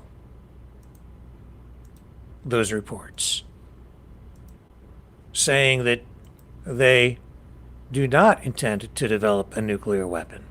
So that was interesting. That made me really start to question things. Then today, there were stories like that filtering through mainstream media in the West. So you're getting these sort of conflicting reports now. So it's not really clear what the situation is. So then I went back to Sputnik, state media out of Russia, to see what they're saying about it today. And that story that I saw yesterday about Ukraine denying the report, not being reported there now. Now it's flipped. So let's take a look at Sputnik. And Zelensky reportedly prioritizes security over territory, while Russia will still have the last word, which indicates to me that they are getting ready for peace talks, negotiations of some kind in anticipation of what is to come with Trump.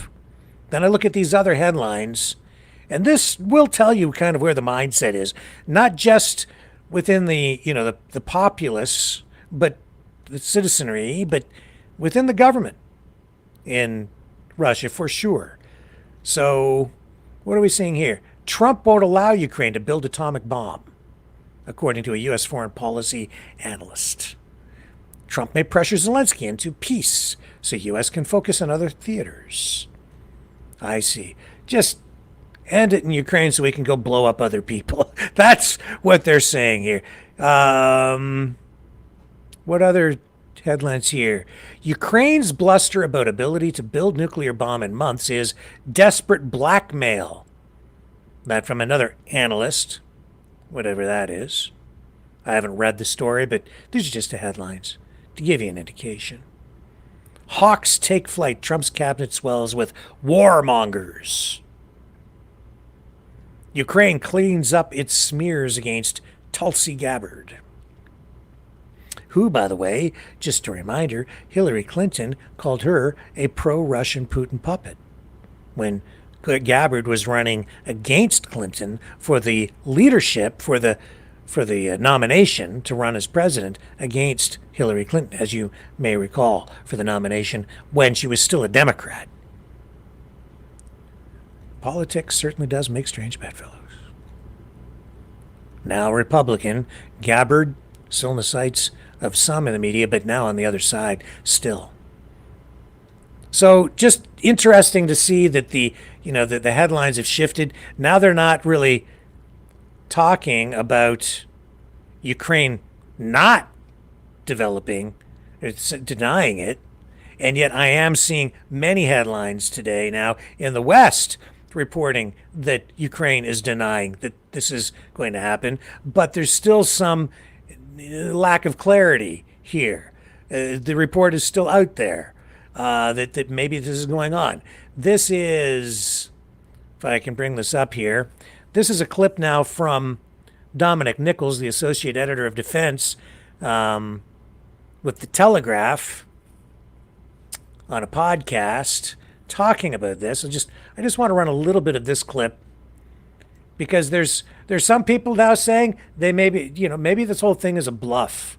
Maybe it's not true.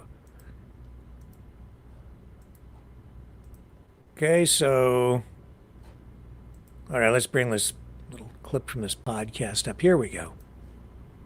Going to go into greater detail, but I just wanted to give the very much top line assessment of it. Well, thanks, Francis. Let's stay on that last story there. I saw this report. I mean, straight away, any report that uses phrases like creating a simple atomic bomb, I don't think there's anything simple about this at all.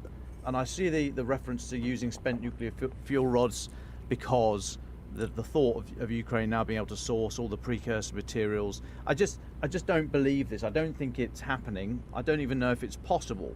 But then what do I know? That's why we've got Hamish. Please do dial us in here. I don't know if it's even worth talking about, well, if Kyiv had a nuclear weapon. I don't know if we can even get that far. Is this just nonsense, this story, Hamish, or is there any realistic prospect of being able to, from a standing start, unless you've had some super duper highly top secret, tippity tip top, no one ever knows about it, process going on for the last decade, Ukraine aren't going to be able to develop a nuclear bomb in short order, are they, Hamish? Well, let's unpack it. First of all, guys, many congratulations for winning Pod of the Year. I think it was yesterday or the day before. Absolutely brilliant. And I'm sure David will be looking down with immense satisfaction, as he should do. So fantastic effort. Brilliant stuff. Now, on to this story. You might remember about 3 weeks ago, Zelensky, I think, was at the European summit and suggested that Ukraine might need to acquire its own nuclear weapons. I think we've discussed before, Ukraine used to have about 1,700 warheads, which is about 4 times more than the UK's currently got. When it was part of the Soviet bloc, the Budapest Memorandum in 1994, agreed between ourselves, UK, US and Russia, took those away from them, but Russia and ourselves guaranteed Ukraine's peace. So a little bit of an irony there. Ukraine, of course, as we know, is a nuclear power, as in power stations, has the biggest nuclear power station in Europe, Zaporizhzhia, currently under Russian control. So they have a lot of nuclear knowledge. Now, I think what one doesn't want to be too Machiavellian about this and just look at the facts. Where are they starting from, I think, is a question. If they are starting from scratch, certainly this would be a very difficult challenge. Having said that, are there still nuclear scientists around from 30 years ago? Yes, probably. Is all that information stored in some storage facility? Yes, it probably is. So number one point is, I think they're not starting from scratch. But let's look at the situation itself. The report that was published is suggesting that they would use spent plutonium-239. Yeah, that is a viable isotope to use in a nuclear device. And Fat Boy, which was the Nagasaki bomb, was a plutonium device, and a fairly straightforward one. Do they have enough of it? Yeah, they've got 7 tons of it, and they need about 6 kilos. However, the spent plutonium fuel is also has other chemicals in it, and to be a viable nuclear weapon fuel would need to be reprocessed. Ukraine currently doesn't have any reprocessing plants. There are a couple of pieces out in the media at the moment that it would take 4 or 5 years to make a reprocessing plant. There are other stories that actually they could probably do it in 4 to 6 months. And I think the report suggests that Ukraine could have a viable nuclear weapon in 4 to 6 months. So that is possible. Now, when we look at what sort of device we're talking about here, it is very unlikely they could make a viable nuclear weapon, certainly to match anything that Russia or the US has at the moment. The report suggests the yield of this device would be 1 or 2 kilotons, so 1,000 or 2,000 tons of conventional explosive. There was also a report, a chap called Dr. Lewis did a bit of a piece on Twitter X this morning in response to the Times report. He does mention a report in the 70s, a US report saying the viability of using plutonium to make a basic device, and the conclusion was, yes, you could probably do that and it would be viable. So, in theory, a small device, but what is 2,000 tons of conventional explosive? People might remember the explosion in Beirut 2 or 3 years ago when 3,000 tons of ammonium nitrate went up. It's that sort of explosion, so pretty massive. I think interestingly in the report and other commentary coming out of Kyiv over the last few days, that the reason given is if Trump withdraws support, they'll need it in order to attack airfields. And they're saying one of these devices would take out an airfield and missiles or aircraft on it, which are attacking them at the moment. If one was being Machiavellian, one would also say that Storm Shadow, Scalp and Taurus missiles would do the same, which currently Ukraine doesn't have the permission to use outside its own borders. Just a little bit more on the device. So we're not talking about what we'd call a nuclear weapon strapped on a ballistic missile. In theory, the Ukrainians don't have a ballistic missile that could carry this device, but they certainly have missiles and they certainly have drones that they could strap it to. I think what might be viable in this area would be what we call an improvised nuclear device. In the past, Islamic State and other terror groups have tried to create these devices, but have been unable to because it's too difficult. And actually, for an improvised nuclear device, it would probably only be viable with enriched uranium. And although Ukraine has a lot of uranium for its power stations, doesn't have the ability to enrich it. Basically, uranium for nuclear power stations is enriched to about 20%. Uranium for a nuclear weapon needs to be enriched about 90%. And it is not an insignificant task turning 20% to 90%. And Ukraine would not have that ability to do at the moment. If you put all those things together, if everything works, and if Ukraine does have the sort of corporate knowledge and understanding that it used to have, it is possible that in 6 to 12 months they could produce some sort of small, in inverted commas, nuclear device based on plutonium 239, which could create a pretty massive explosion. But I sort of agree with the tone of everybody else that this is pretty highly unlikely. And actually, the story or the desire coming out of Kyiv is really probably not to create a nuclear device and everything that comes with that, but more to make sure that people like our Prime Minister and Macron and others unshackle Storm Shadow, Scalp and Taurus so they can do the job which perhaps the Ukrainians envisaging that a small nuclear device could possibly do for them. Over. So it's a bluff. Maybe. Could be. Maybe not. Might be able to do it. Maybe it's just propaganda. Maybe it's misinformation. Maybe it's just an attempt to create uncertainty. Or maybe it's real. Could they do it? Maybe they've been working on it the whole time. Maybe.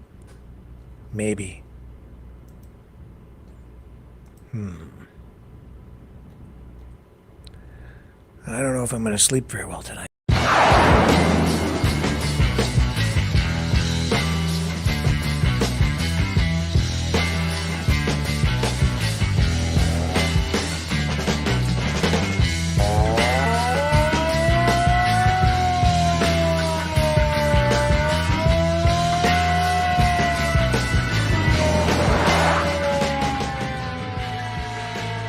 Maverick News. Fighting for freedom.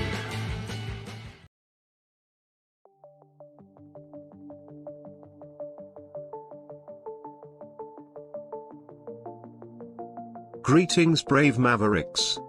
Our quest for truth continues. We go beyond fake news. Together we expose propaganda. Together we pull others out of rabbit holes. We are maverick thinkers. We are all unique individuals. Defenders of individual rights and freedoms. Credible. Trusted. Grounded in reality. Maverick News. Maverick News. Defending free speech. Free speech. Donate at freedomreporters.com. Do it now. Tomorrow may be too late. Maverick News. The world is watching.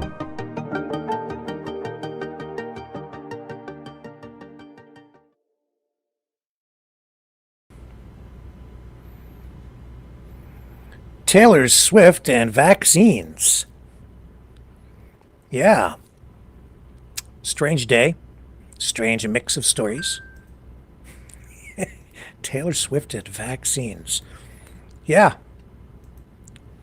That's the way it is. I think this is the global news site, just making reference to Taylor Swift coming to Toronto. Well, here, let me show you. Here it is. Taylor Swift is here along with fall viruses. Oh, man alive. Taylor Swift is here along with fall viruses. She is like a virus, isn't she? She's gone viral worldwide. She's infecting the minds of our young people. How to stay safe and sound. Yes, it's time to celebrate and be scared. It's time to go to the Taylor Swift concert and possibly get sick with a terrible virus. Says here the day has finally arrived for excited Swifties in Canada as Taylor Swift kicks off her highly anticipated Toronto concert Thursday evening for her Eras tour at the Rogers Centre. Yeah. Oh man, Taylor Swift and viruses. So the point here is go to the Taylor Swift concert or any large gathering of people, and you're subjecting yourself to the risks associated with cold and flu season, because it's now in full swing, along with recent increases in RSV, COVID-19, and walking pneumonia. They warn that packed venues and crowded trains could turn into hotspots for spreading germs. Yeah, happens every year. It's called the cold. Any kind of cold virus, flu virus, yeah, they propagate in closed, warm, moist environments. And when you have many people, they tend to spread these viruses. So, yeah, how officials are keeping Swifties safe and sound during the Toronto Eras Tour concert. It says here that fans are showing up, and she's giving 6 sold-out concerts. Each show is expected to draw a crowd of 50 to 60,000 fans. Holy Toledo! I've heard estimates in the media saying that Taylor Swift is going to attract as many as 500,000 fans to these concerts in Canada, Toronto, and Vancouver. Justin Trudeau came out today and posted on social media saying, what was it he said here? Yeah, we're ready for you, Taylor Swift. Good choice wrapping up the Eras tour in Canada. Here, let me show you what JT had to say. This is what he's most concerned about.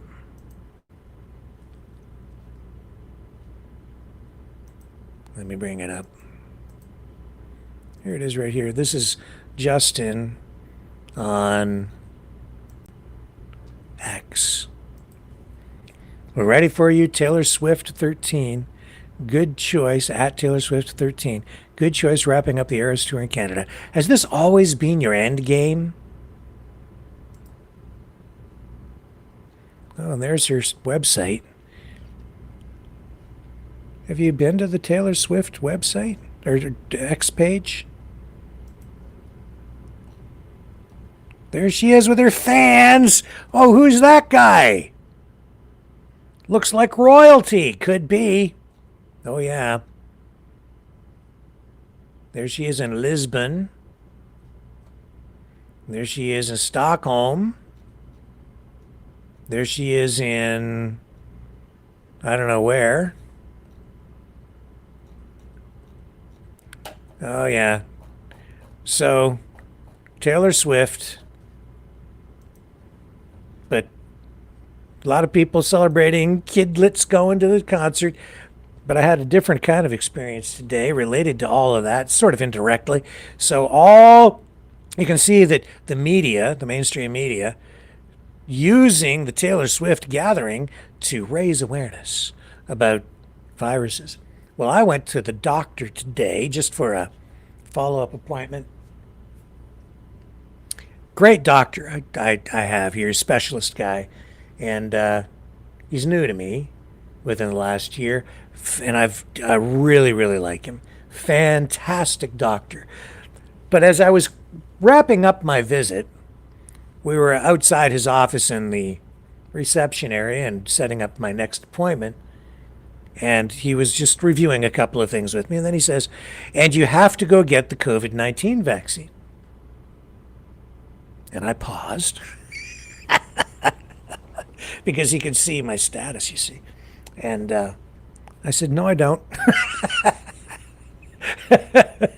and he paused, and the ladies in the reception area there, they all paused, and there was this pregnant pause because he said that, and I said, no, I don't. and then they all laughed. And I was like, and then he said, well, it's free at the pharmacy, and it's your choice, and you can go down there and get it if you want. I looked at him and I said, that's right. Oh, my. Oh, yeah, that was an awkward moment, indeed. Yeah,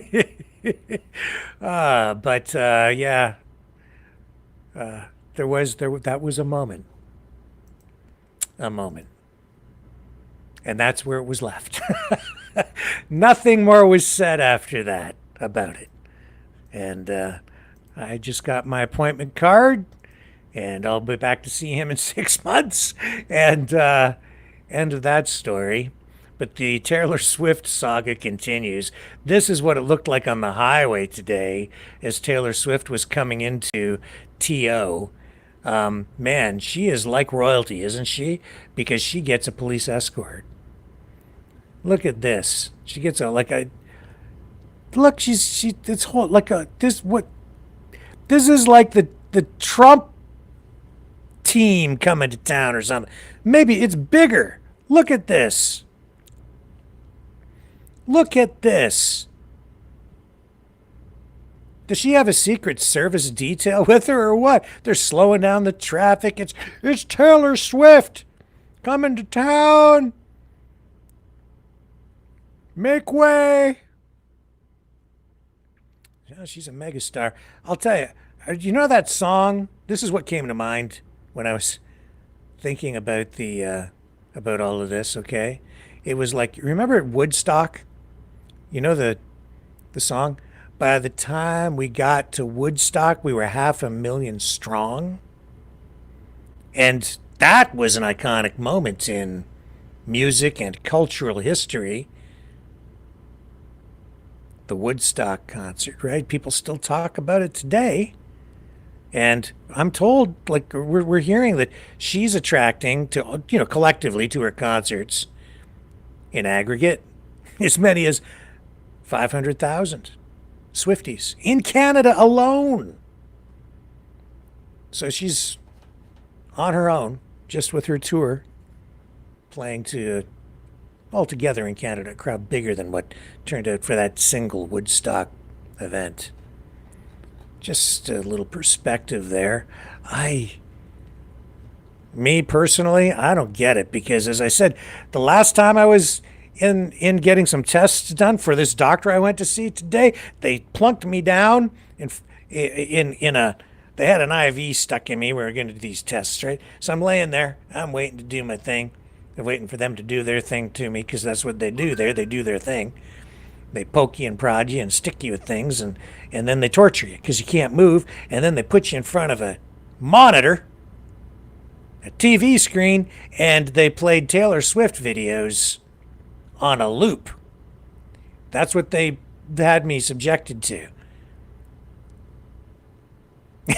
Like, oh my God, every song sounds the same. Maybe I'm just getting old. Well, that's true. I am getting old. And maybe that's why I don't fully appreciate Taylor Swift. But I saw another interview about Taylor Swift today on CTV, on a kind of a talk show, but they had sort of a news host doing it. And was it today that I saw that? Or was it yesterday? Either way, doesn't matter. No, it was yesterday. Sorry. But she was going to the Taylor Swift concert. Her mom, or maybe it had to be today. Anyway, her mom got tickets back in January for her and her little girl to go to the Swift concert, and kept it a secret until today, and told the little girl at the last minute, as she picked her up from school. The girl thought she was going to the dentist, but her mom told her instead that she was going to the Taylor Swift concert, and the girl just lost her. You know what? I'm like, whatever. But I took note of this. The little girl in the interview indicated that her brother hates Taylor Swift. Now, her brother is going to hate Taylor Swift even more, because the whole Swifty experience and the bonding experience between her mom and his sister, it's gone viral online, because her mom posted the video of her daughter losing her mind when she found out that she got tickets to go to Taylor Swift. And then, because that went viral, they ended up on CTV, on television, talking about it more. Got interviewed on the morning program as they prepared to go down to the Taylor Swift concert. And I'm sure that her brother is just pulling his hair out, rolling his eyes, and going, oh my God. And now he has to, this will be one of those milestone events in a lifetime that the mom and daughter will talk about forever. And he'll never hear the end of it, and it will drive him crazy. I can only say that the torture continues for those of us who don't fully appreciate Taylor Swift.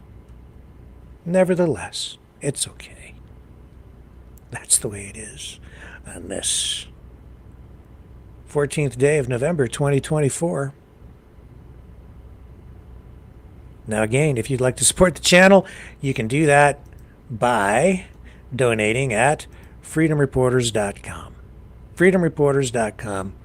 And as I said earlier, if you donate $10 or more, and even if you donate more, like, and you get a t-shirt or a sweatshirt or a hoodie or a polo shirt with the embroidered logo, t-shirts $30, $45 for a polo, $60 for a hoodie. Even if you do that, I'll still send you the 10-song Free Dog album. And with that, folks, I'm going to sign off tonight. I'm going to play Free Dog to take us out. And I will see you tomorrow night, again, 7 p.m. Eastern, on the flip side.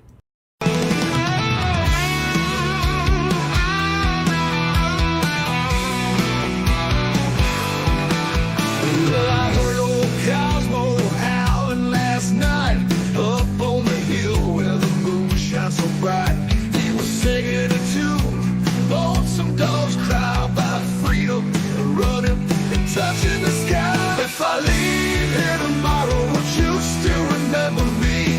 Cosmos free.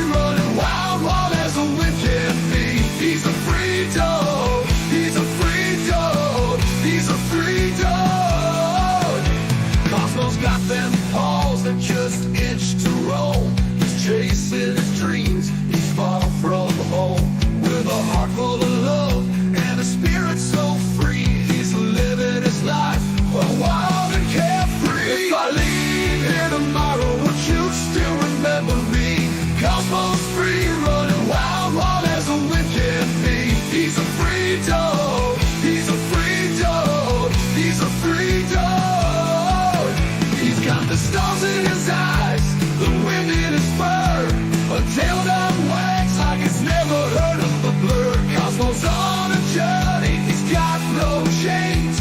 He's running through fields, breaking all the lanes.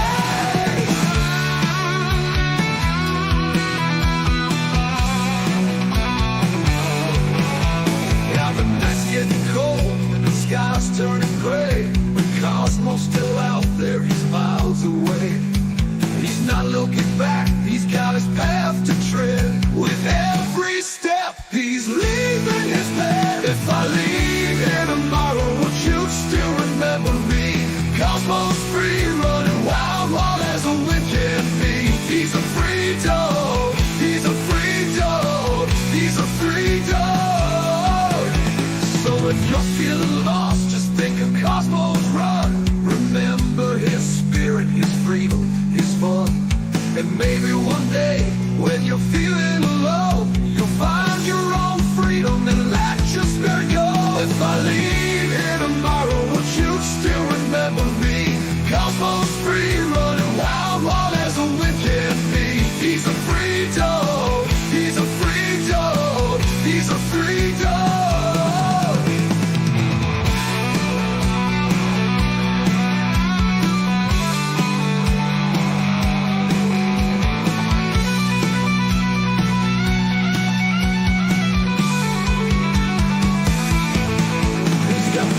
In his eyes, the wind in his fur, a tail that wags like it's never heard of a bird. A heart full of love and a spirit so free.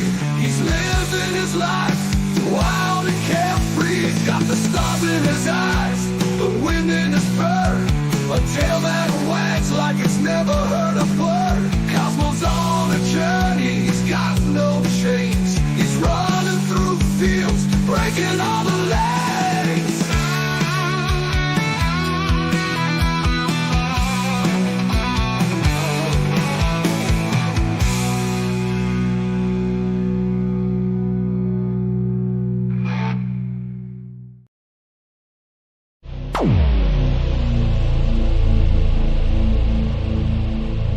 This has been a Maverick Multimedia production.